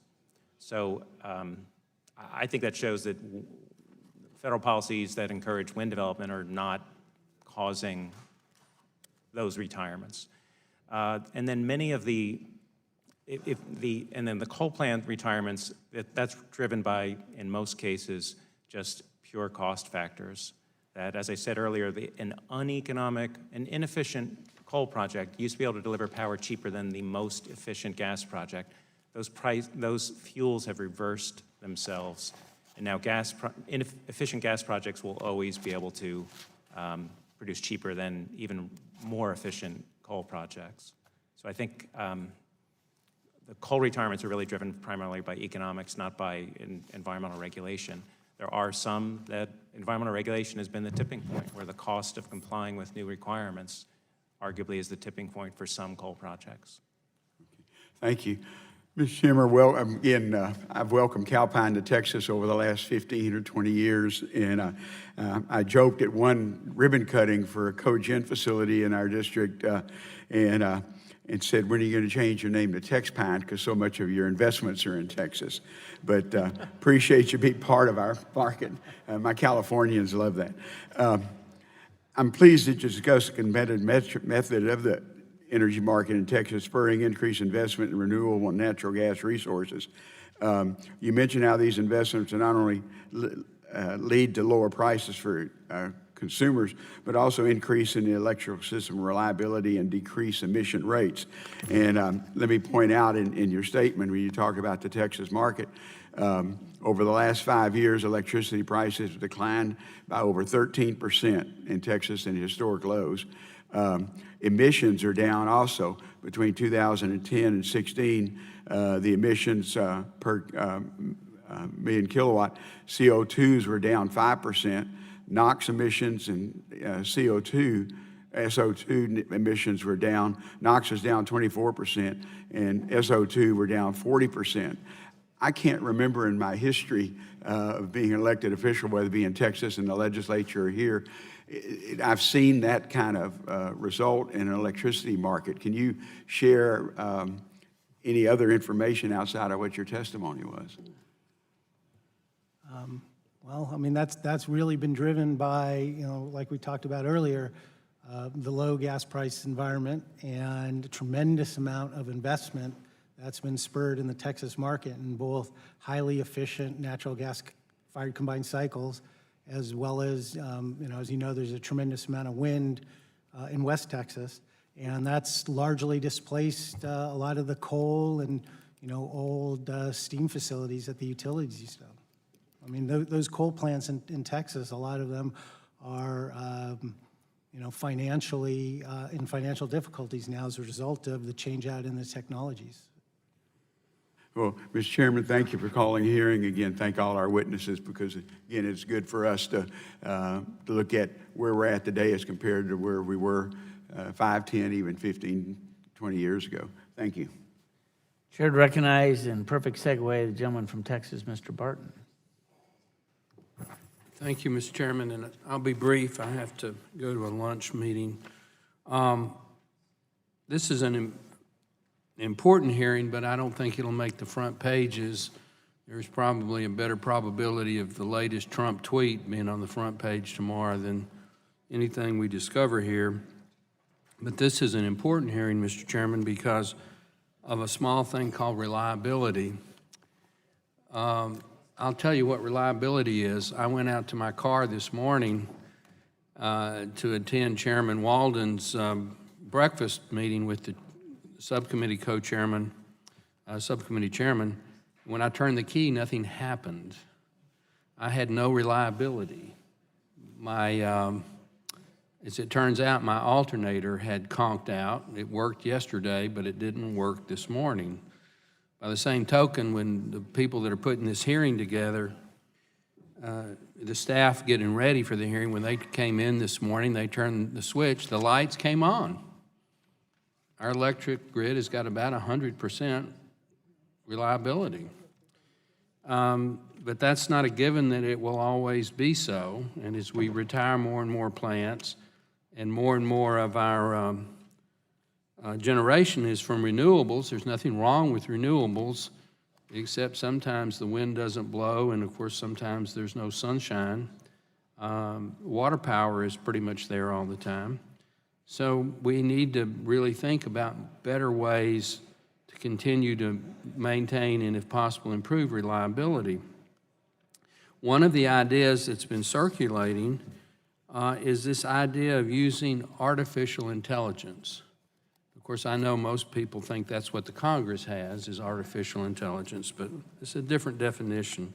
So I'd like the panel to comment on if they think that this concept of artificial intelligence can be used to more predict where the demand is going to be and help allocate the supply to the demand so that we maintain as close as possible, possibly 100% reliability. So any comments from anybody about artificial intelligence used in the electricity grid? It's not a trick question. Congressman Barton, this is Alex Flynn from Duke Energy. I think that's going to be your next significant plateau then in technology improvements. So you think it can be used? I think it can be used, and I think it ultimately will be used. The question is how and when, and I think what you're going to see is baby steps to look at it. And you might see it in call centers first, so that there's artificial intelligence in all of our call centers. Then you may see that ramped up. Is your company working on? We are working on that now to do that. So I think as you see technology and the pace and the rapidity of that technology improvements, you're going to see that continue to be more ubiquitous as the years It's a progress. nice word, ubiquitous. I'll look that up. Sounds good, though.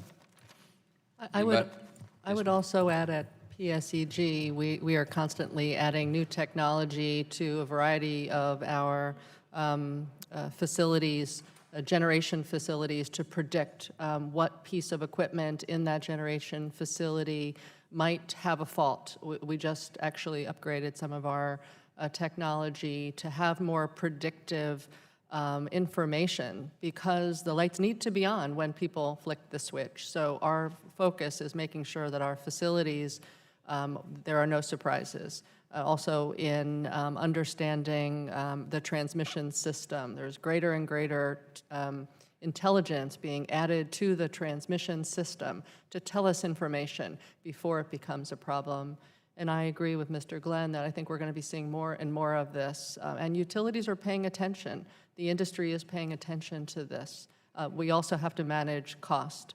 So it's a balance between adding the right amount of technology, but not doing it in a way that burdens customers if there's not a tremendous value. So it constantly has to be weighed to make sure we're putting the right intelligence into the system. My time's about to expire. Is there anybody that doesn't think artificial intelligence is an option as we try to maintain reliability? Congressman, I would just say that I'm not going to say it isn't. I think it is important for these reasons that have been stated to help us better understand where the needs are and the equipment and technology. But remember, the old non-artificial intelligence tells you that for good reliability, you have to have the generation and you have to have the transmission to get it there. The artificial intelligence maybe can tell us where it's lacking, and maybe it can tell us what equipment is failing, but it doesn't generate electricity. And ultimately, for real reliability, true reliability, you have to have the generation and you have to have the transmission to get it there. I eat a lot of health food, but I also eat a lot of meat and potatoes, so I understand. With that, I yield back, Mr. Chairman. Gentleman yields back. The chair calls upon the gentle lady from Florida, Ms. Castor, for 5 minutes. Thank you, Mr. Chairman, and thank you to all the witnesses who are here today. Congress doesn't do a very good job thinking decades ahead and planning ahead. It's always the next budget battle or the next bill on the horizon. But coming from Florida, I'm very attuned to the rising costs for consumers and all of us due to the changing climate, AC bills and flood insurance, and Mr. Glenn knows in our neck of the woods, beach renourishment to keep our tourism economy going, what we have to do with property taxes to retrofit a lot of water and wastewater infrastructure, property insurance. So it seems to me we've reached a point where the old business model of selling electricity needs some updating. And some places in the country are doing that better than others.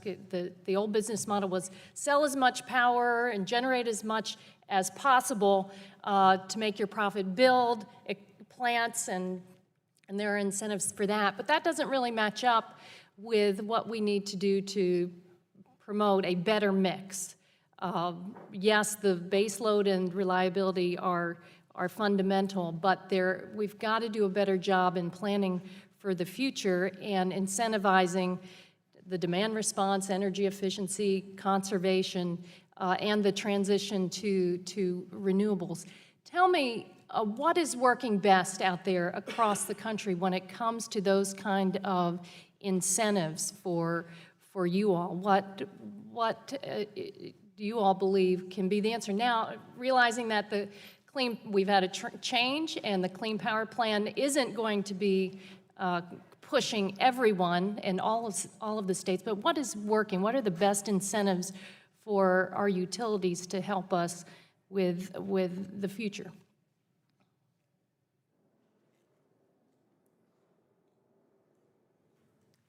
Thank you for the question. I think largely what you're talking about, the shifts in resources, are really being driven by consumer demand. And part of what we think would be a good incentive is allowing those resources to actually participate in the market without restrictions and be on par with some of the other types of supply. So that What do you mean? Well, for example, in the PJM capacity construct, it's become more rigid and it has become less flexible. and it doesn't incorporate some of the renewables because they can't operate 24/7 the way that some of the older coal-fired units can participate. Is there a particular or state or region in the country that's doing that better than others? Is there something specific you can point to? Well, I know at AMP, in the Midwest, we are at 21% renewable resources, which for a Midwest utility is rather high. And that is because we are responsive to the consumer demands. We're a member. Is it consumer demand, or has the state set energy efficiency goals, conservation goals, or renewable goals? For us, it's not the state because we are not regulated by the states. We are locally regulated, so it is the consumer driving the demand. Mr. Peters and I were comparing notes. What did you say, the San Diego area, or is that, what is it? And with renewable power, based on renewable power, and what is the state of California? 33? And that's because, will you be my witness? Will they, because the state has set those goals. Well, certainly it's partly because the state has set renewable goals, and it's partly because I think the consumers are clamoring for it as well. Sir.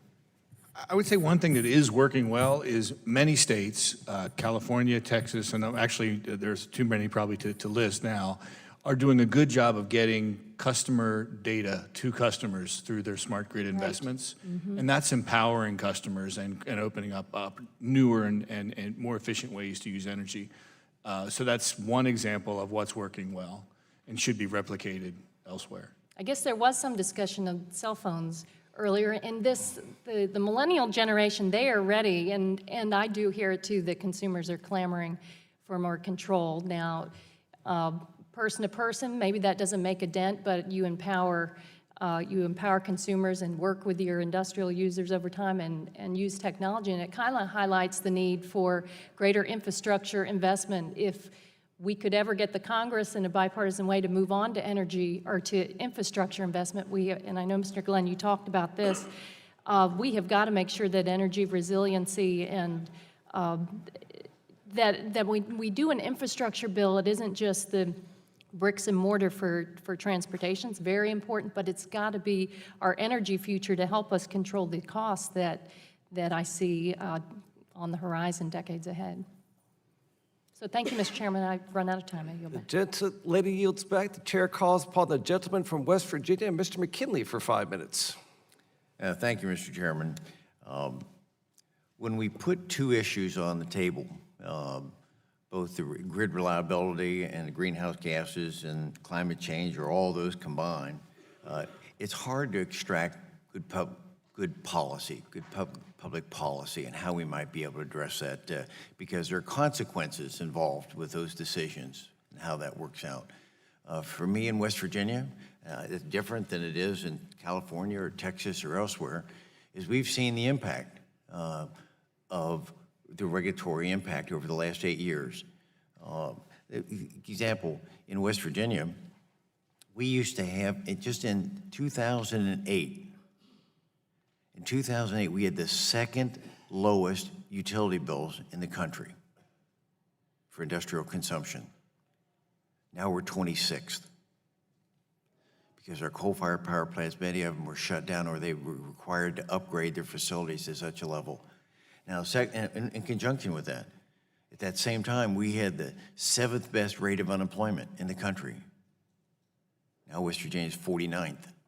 So there are consequences to these. We've got to understand when we debate these issues, we're all sensitive, but there are consequences with it. And I don't understand yet. I've not been able to find a good response back for the coal miners across this country, but particularly in West Virginia. What did they do to cause this? Why is it they're losing their jobs? Why are there bankruptcies involving them? We've got to be more sensitive to the individuals when we set policy here, that they're going to lose their jobs. So, Ms. Lindy, if I could ask you a question, if we leveled the playing field and got rid of these tax subsidies that sweep all across our utilities, could the traditional baseload power generators be better able to compete Thank you. The PSEG is not encouraging the extension of those credits, but I also want to be clear that the existence of those credits are not what's causing our nuclear plants to be at risk.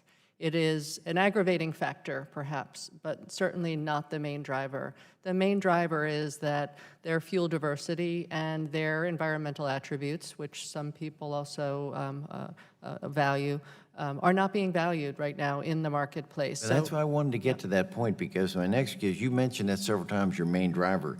So my question to you would be, you talked about the main driver of the economic stress on base plants, and you mentioned nuclear in particular, because I think that is a solid a base load provider, as is coal. Is that the market fails to adequately value and compensate base load? It does. So shouldn't we do something about that? Shouldn't we, again, shouldn't the market value reliability and resiliency? But we're not. We're not currently in the competitive marketplace, and it's not because there is an intention not to do it. It's just the market wasn't designed to do it, and we're pointing that out. And for policymakers to make decisions. We're pointing it out to you today, and we hope that the policy direction given to FERC is that fuel diversity and resiliency is important.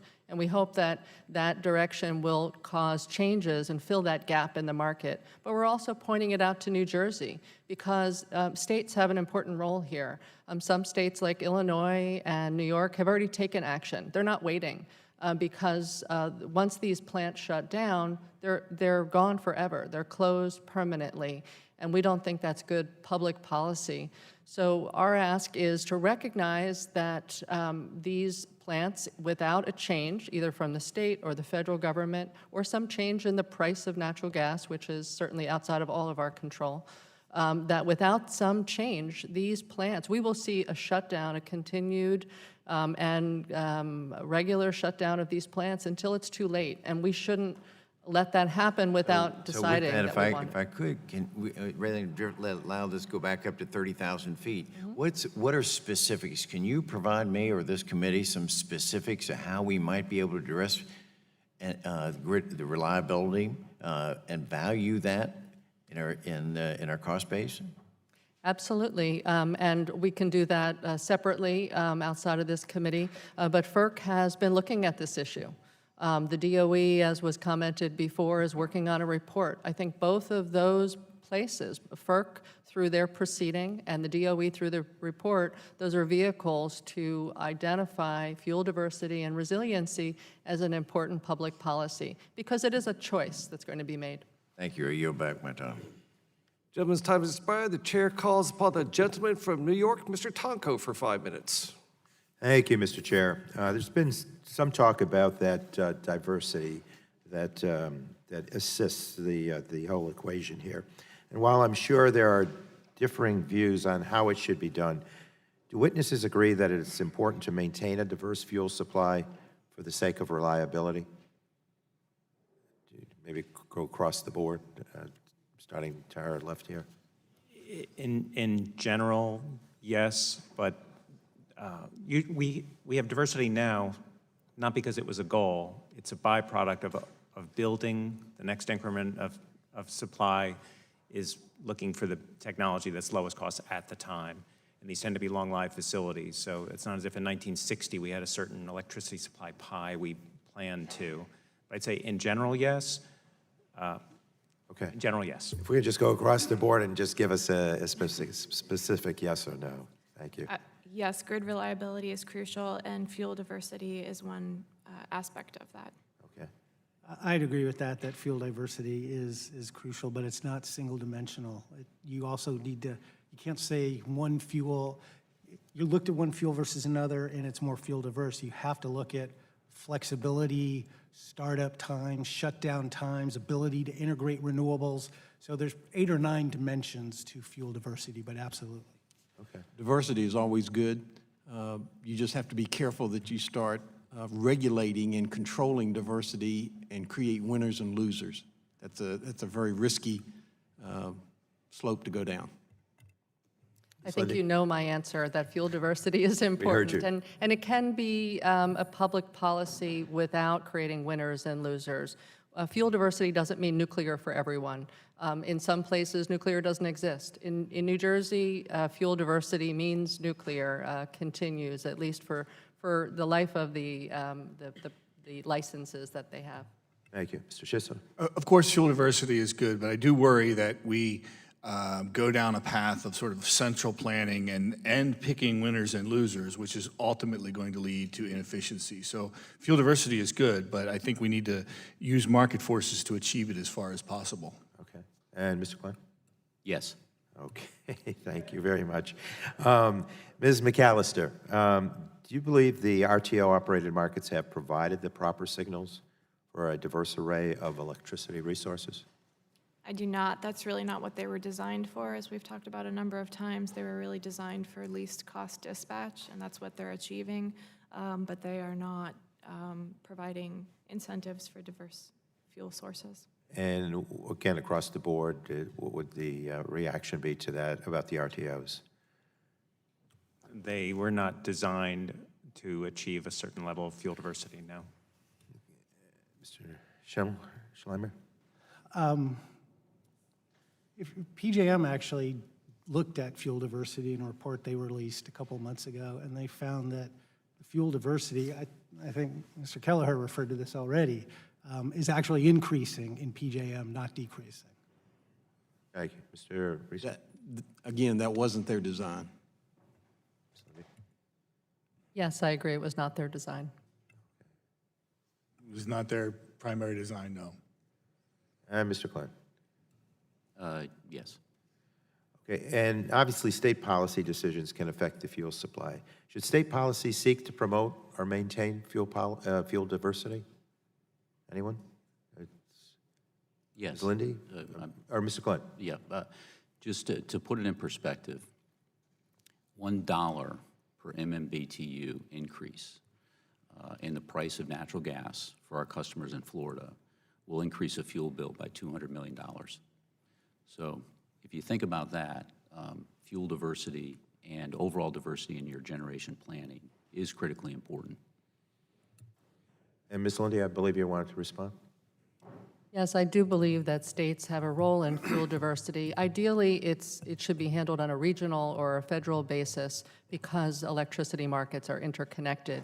But states have a legitimate role, and the courts have been supporting that. Should the states give preference to reach environmental goals? Our view at PSEG is that it depends on the state. States, it's a local issue. Some states have renewable portfolio standards, others do not, and it's up to the constituents in those states to decide what they believe is most important. Ultimately, we have to do what's right for the customers and for our nation, and a state is going to respect what their customers and their citizens want.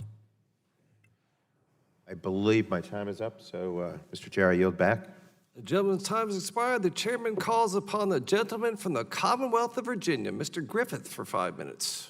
Thank you very much. I appreciate the chairman from Texas recognizing Virginia, and do appreciate being with you all. Apologize that I've been in another committee hearing for part of the time, so I apologize in advance if I go over some previous territory.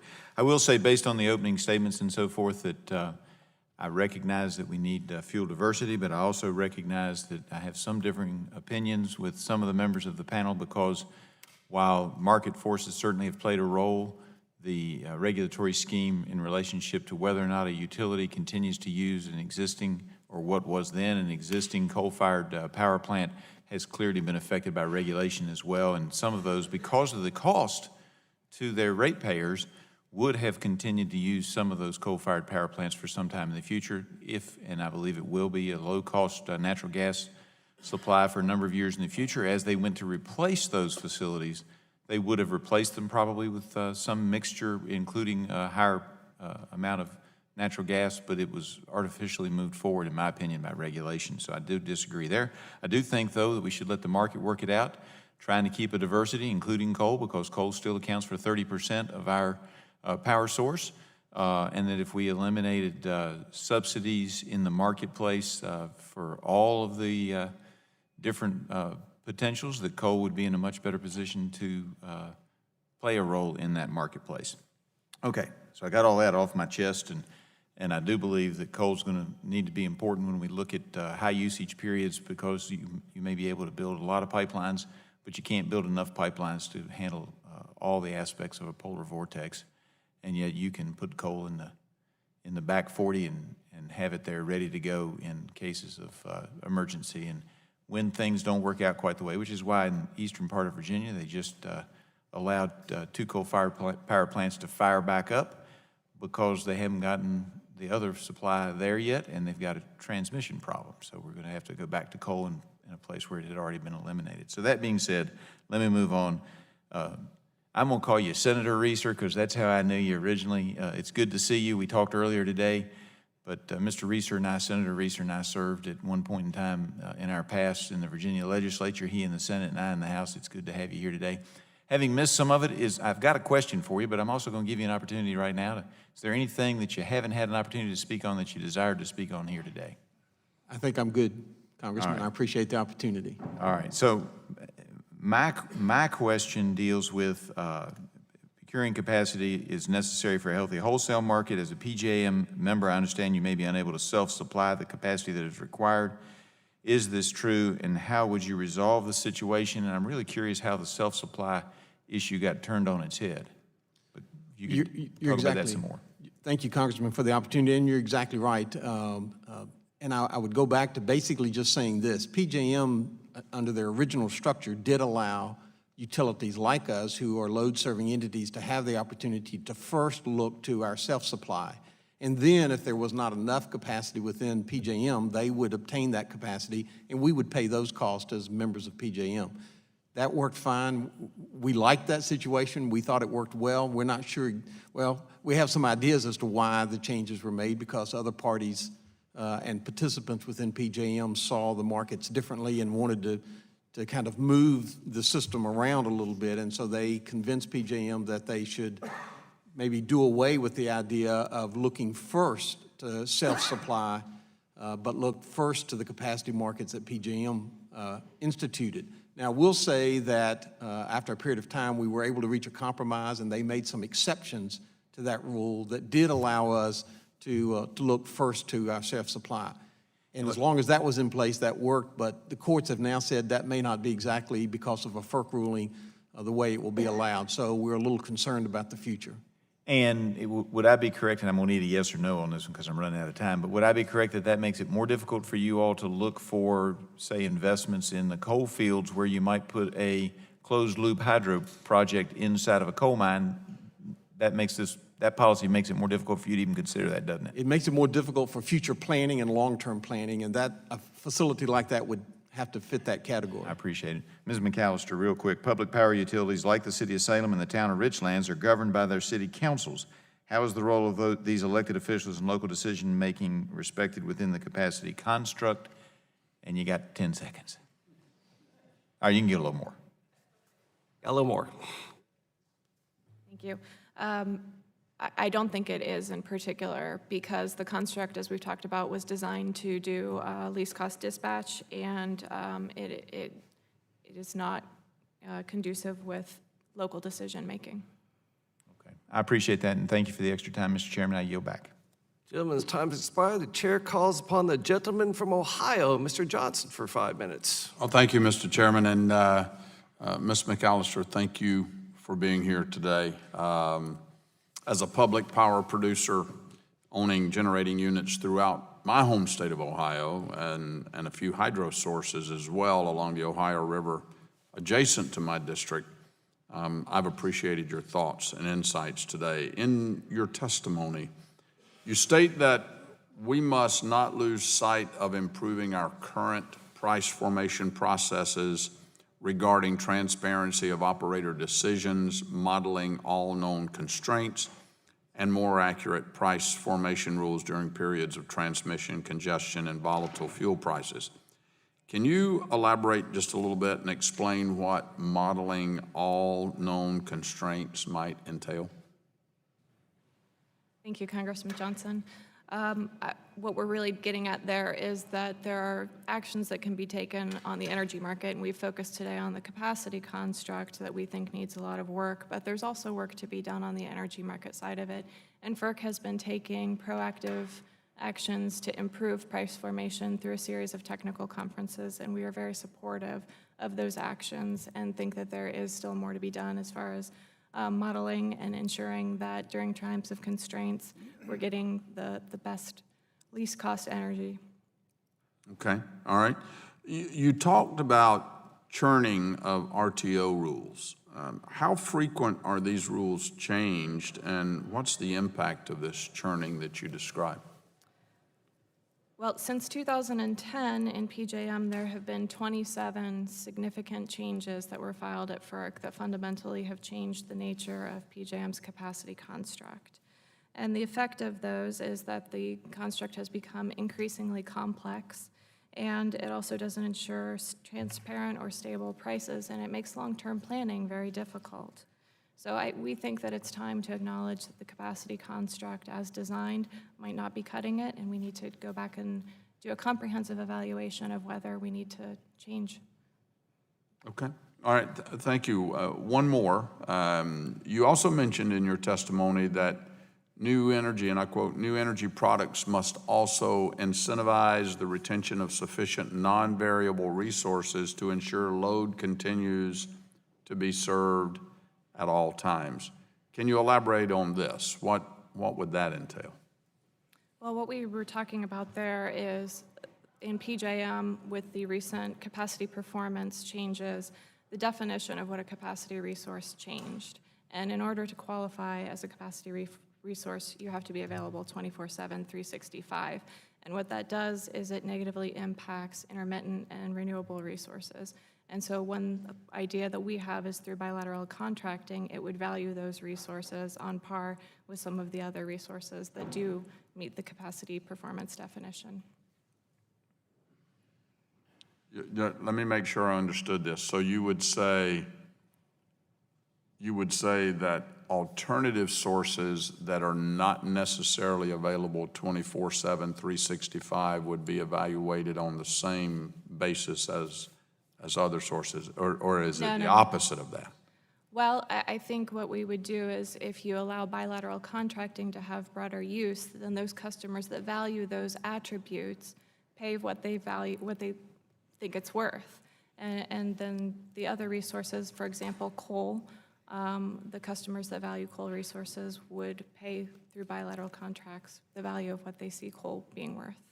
Not exactly on par. I mean, they have different values. Some can't, if the wind isn't blowing, it doesn't operate. So I'm not saying that they are equivalent as resources, just that they should be allowed to be valued by the customers who want those particular attributes. Okay, all right. Mr. Glenn, you mentioned most permitting regulations do not impose a time frame for agency action. Can you elaborate on the reasonable shot clock for decisions that you mentioned and a project delay your company has faced? Thank you. To give you a little context, we had a hydro... You've got about 25 seconds. We had a hydro relicensing matter. It started, we filed our application 2 years before the license was to be issued pursuant to the law. That was in 2005, I believe. 9 years later, we received that permit. So to me, that's not a reasonable shot clock. It has to be something less than that. And obviously, it's a balance. But we need to have some type of deadlines imposed. Okay, all right, well, thank you. Mr. Chairman, I yield back. I thank the gentleman. Now I'm pleased to recognize the fully repaired and recuperating gentleman from Missouri, a man we respect, and glad to have you back with us, Mr. Long. Thank you, Mr. Chairman. And Mr. Glenn, you state in your testimony that the original principles and the needs-based application of PURPA have been overtaken by dramatic advances in the energy marketplace, and many of the requirements of PURPA are unnecessary. Can you expand on why can you expand on why market changes have made much of PURPA unnecessary? Yes. As we look at, and I would use North Carolina as a good example of this. So when we look at 7 years ago, North Carolina had... You might want to stay on your mic. I know you can't see me if you do Okay, that, but that's I fine. apologize. You're not missing much. So 7 years ago, we had 20 megawatts of solar capacity in North Carolina. Today, we have 2,000 megawatts, and it's largely due to PURPA mandated contracts that we have to take and pay for those contracts, even though we may not need those resources. We have another 5,000 megawatts in the queue. To put that in perspective, that covers roughly 3/4 to almost the entire square footage of Washington, D.C. with solar panels. And that comes at a cost, and that comes at a cost to our customers. And we currently believe right now that contracts that we signed not 2 or 3 years ago are out of the money and will be over the next 10 to 15 years by about $1 billion. That's $1 billion that our customers are going to pay more than they otherwise would have.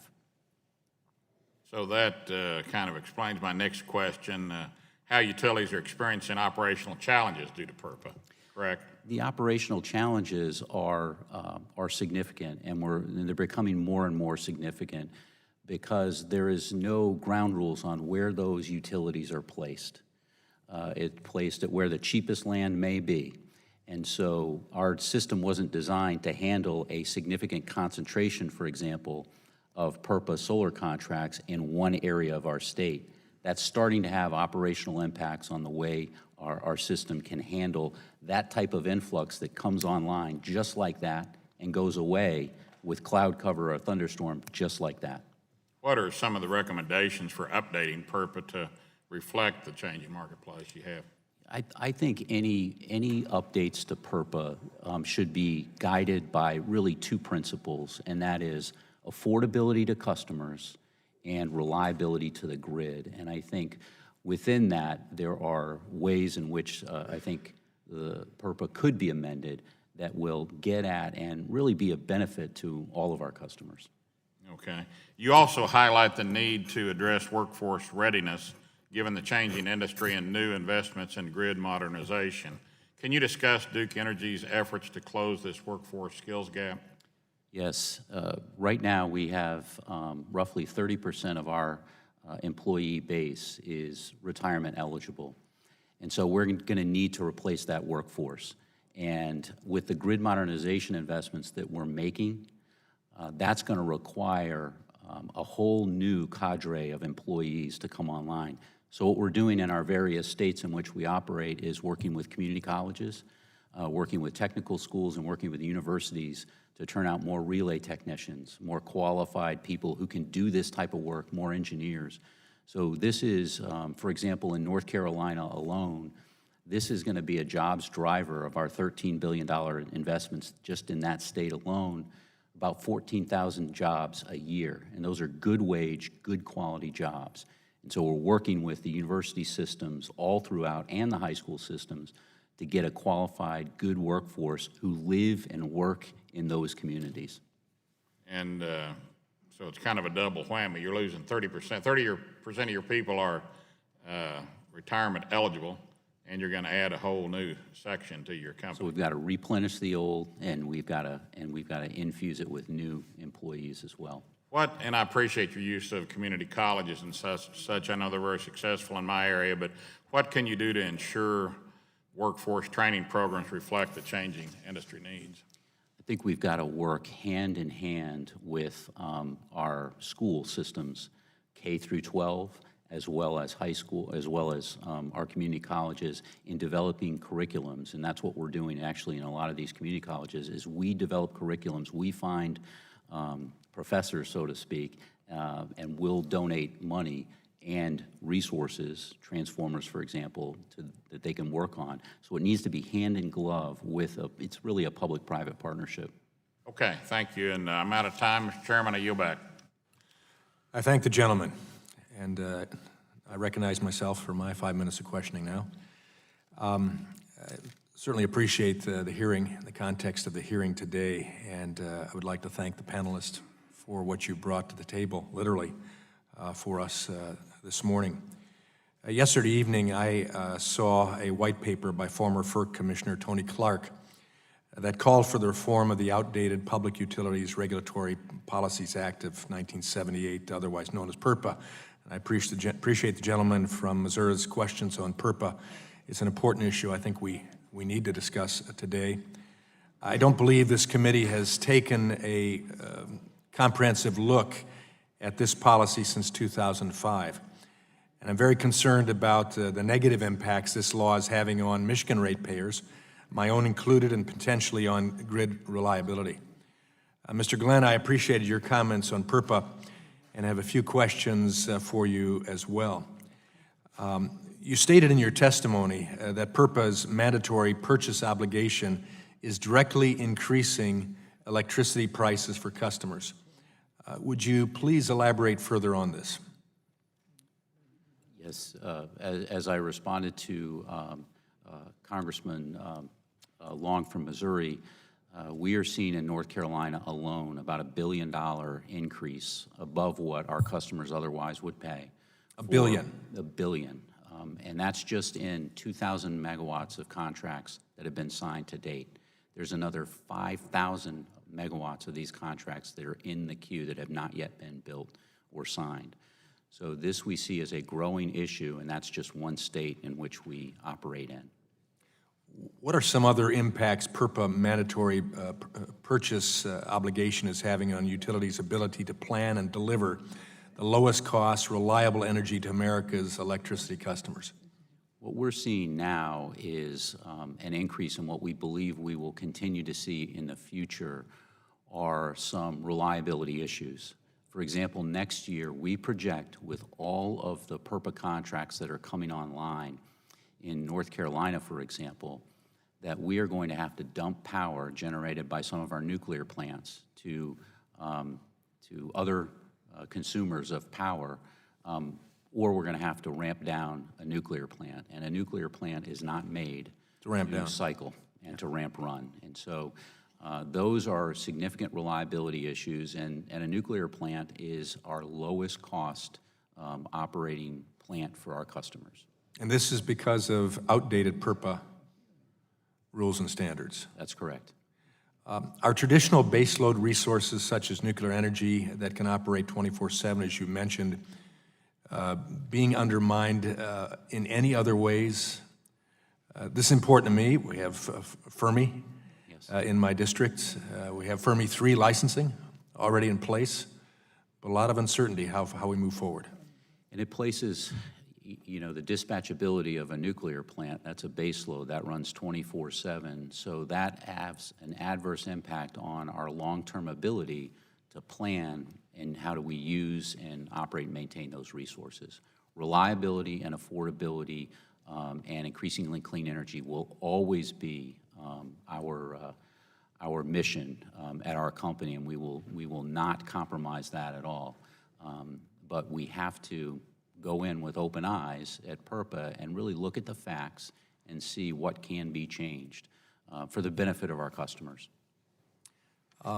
Along that line, then let me ask you, I've heard that developers are taking advantage of PURPA to force utilities to purchase increasing amounts of electricity from them, more so than originally required by the law. More specifically, the 1 mile rule. Could you please explain this and the impacts it's having on the utility industry, the 1 mile rule?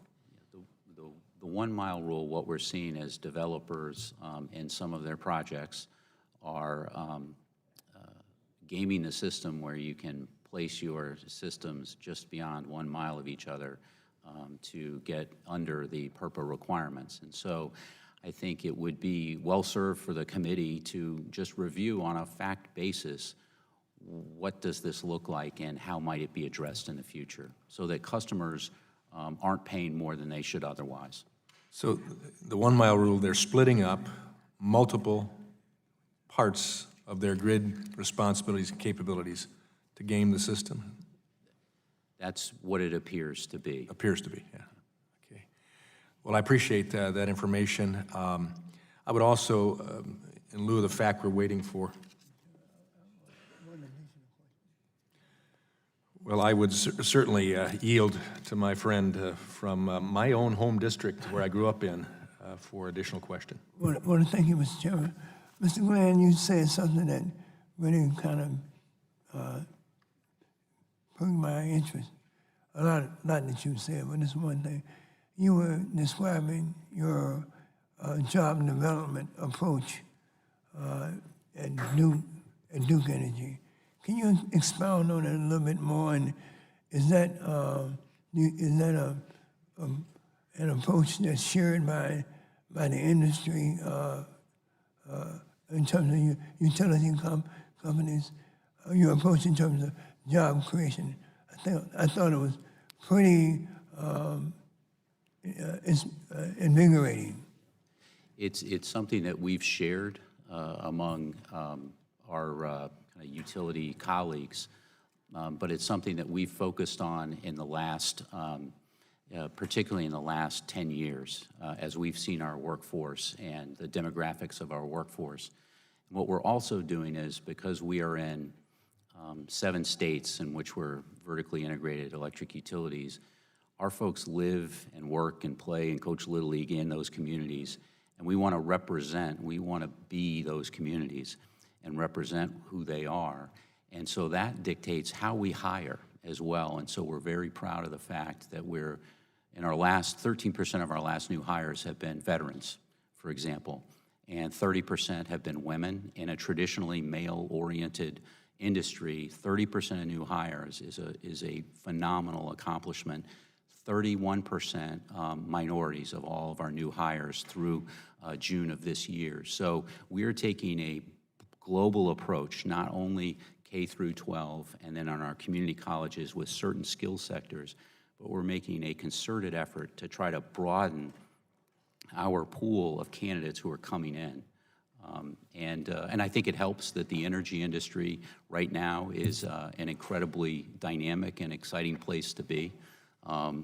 You know, maybe not everybody might think that, but we hire people for careers and not jobs, and so that I think helps as well. So, so we're very proud of that fact. I certainly want to commend you and Duke for this approach, and I think this approach that probably should be duplicated across the industry. Thank you. Thank you, Mr. Reclaiming my time, and I thank you, thank the gentleman, and those are good points. These are good jobs we're talking about, and they're worth affronting and getting people to understand that. Now I'm pleased to recognize the gentleman from Pennsylvania, subcommittee chairman, where I spent part of my morning. Glad that you've made it back here. I recognize you, Mr. Murphy, for 5 minutes. Thank you. Thank you, Mr. Chairman. I thank the panel, and indulge me if I ask for some things you already asked. Or I've spent the last few hours delving into prescription drug costs and charitable organizations, so we have to oftentimes make these quantum leaps in our actions. But I do want to ask about some jurisdictional boundaries. I was previously a state senator, and so I'm aware of a lot of things on those issues, and also the wholesale and retail markets. But let's look at, do you think states and federal regulators are even on the same page sometimes? Or are there some problems that occur when it comes to jurisdictional issues? Can anybody answer that for me? Anybody have concerns? I'm happy to start. Thank you, Mr. Kelleher. There's always some level of tension between federal and state electricity regulators, in part from the structure of the industry and what the states and federal governments are regulating. It's different than, say, in the natural gas business, where producers are not really regulated. The local gas utilities are regulated only by the states, and then the pipelines are regulated only by FERC. In the electricity industry, you have a lot of vertical integration, and parts of a vertically integrated utilities activities are regulated by the state, parts are regulated by FERC, and then the line is not clear to the point where there have been 3 Supreme Court decisions in the last 2 years trying to mark the line. And this is, the core acts have been enacted in 1935, so since 1935, there's still not perfect clarity on the jurisdictional lines between federal and state, to the point where the Supreme Court had to parse through that 3 times. Do they share the same goals, or are they different kind of goals when it even comes to such things as providing assistance to economically struggled generating units? Do they have the same goals, federal, state? They have different legal duties. I mean, FERC regulates the wholesale power markets, and its basic duty is to ensure that prices are just and reasonable. Well, what does that mean? It means they have to be high enough to support continued investment in the generation that's needed to meet customers' needs, but not so high that they reflect market power abuse. But sometimes it can mean high prices. When natural gas prices were high, wholesale power prices were high. Those wholesale power prices weren't bad because they were driven by high natural gas prices. So prices can be high and still just and reasonable. Whereas the state utility, it's charged with retail rates. And in some cases, states have maintained vertically integrated utilities. So you go through the classic cost of service regulation and what costs are prudent and not prudent. But in other cases, states have broken up their utilities and required them to divest. So the utility is a pure wires entity, and they're buying power, typically relying on some kind of RTO market. And the state role there is different. Vertically integrated state role, they are involved in resource adequacy and what's the supply mix of each regulated utility. A state role in a competitive market is different. Is there enough megawatts? Is there enough capacity to meet their needs? So sometimes those duties clash, but I think many times they don't. Does anybody else want to weigh in on that issue? Yes, Ms. Lindy. I agree with the description that Mr. Kelleher provided about the legal structure. But to respond to your question about are their goals the same, I think the fundamental goals from my experience have been the same. The regulators that I deal with at the state level, and I've been at PSEG for 27 years, so I've dealt with a lot of different regulators at the state level and at the federal level. Their fundamental goal is to make sure that the power is there when needed and it's a reasonable price. That is a very commonly shared goal among state regulators and federal regulators. How to address different policy initiatives. Sometimes there's a difference because there's a difference in timing on when the state has a particular initiative. We've seen a lot of states develop renewable portfolio standards to encourage development of renewables. And now we're seeing some states like New York and Illinois and some others take action to preserve baseload generating units. The dialogue is occurring at the federal level, and there is a dialogue about what's causing that premature retirement of baseload.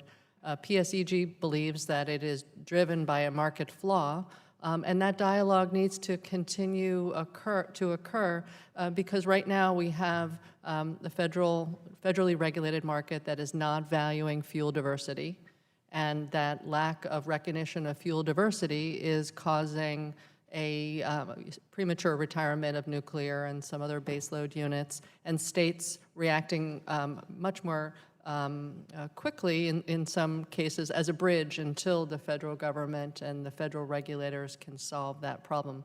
So sometimes there are timing differences. I appreciate that, Mr. Chairman. I reflect back on some of the fuel crisis and energy crisis we had in the 1970s, and we were going to make all these great changes to the markets, and we tried them for a while and it dropped them suddenly. So the issue of diversity is incredibly important because the sun sets, the wind dies, we lose coal plants, we go for a surge for a while with natural gas, and then we see prices go up in that, and then companies say, okay, we have to raise the price now, but we also need natural gas to export for chemicals and lots of other things there. So diversity is the way to go with that to make the market more competitive. So thank you very much, Mr. Chairman. I thank the gentleman. Seeing there are no further members wishing to ask questions, I would like to thank our witnesses again for being here today and going through this process. It'll be very helpful to us. In pursuant to committee rules, I remind members that they have 10 business days to submit additional questions for the record, and I ask that witnesses submit their response within 10 business days upon receipt of the questions. Without objection, the subcommittee stands adjourned.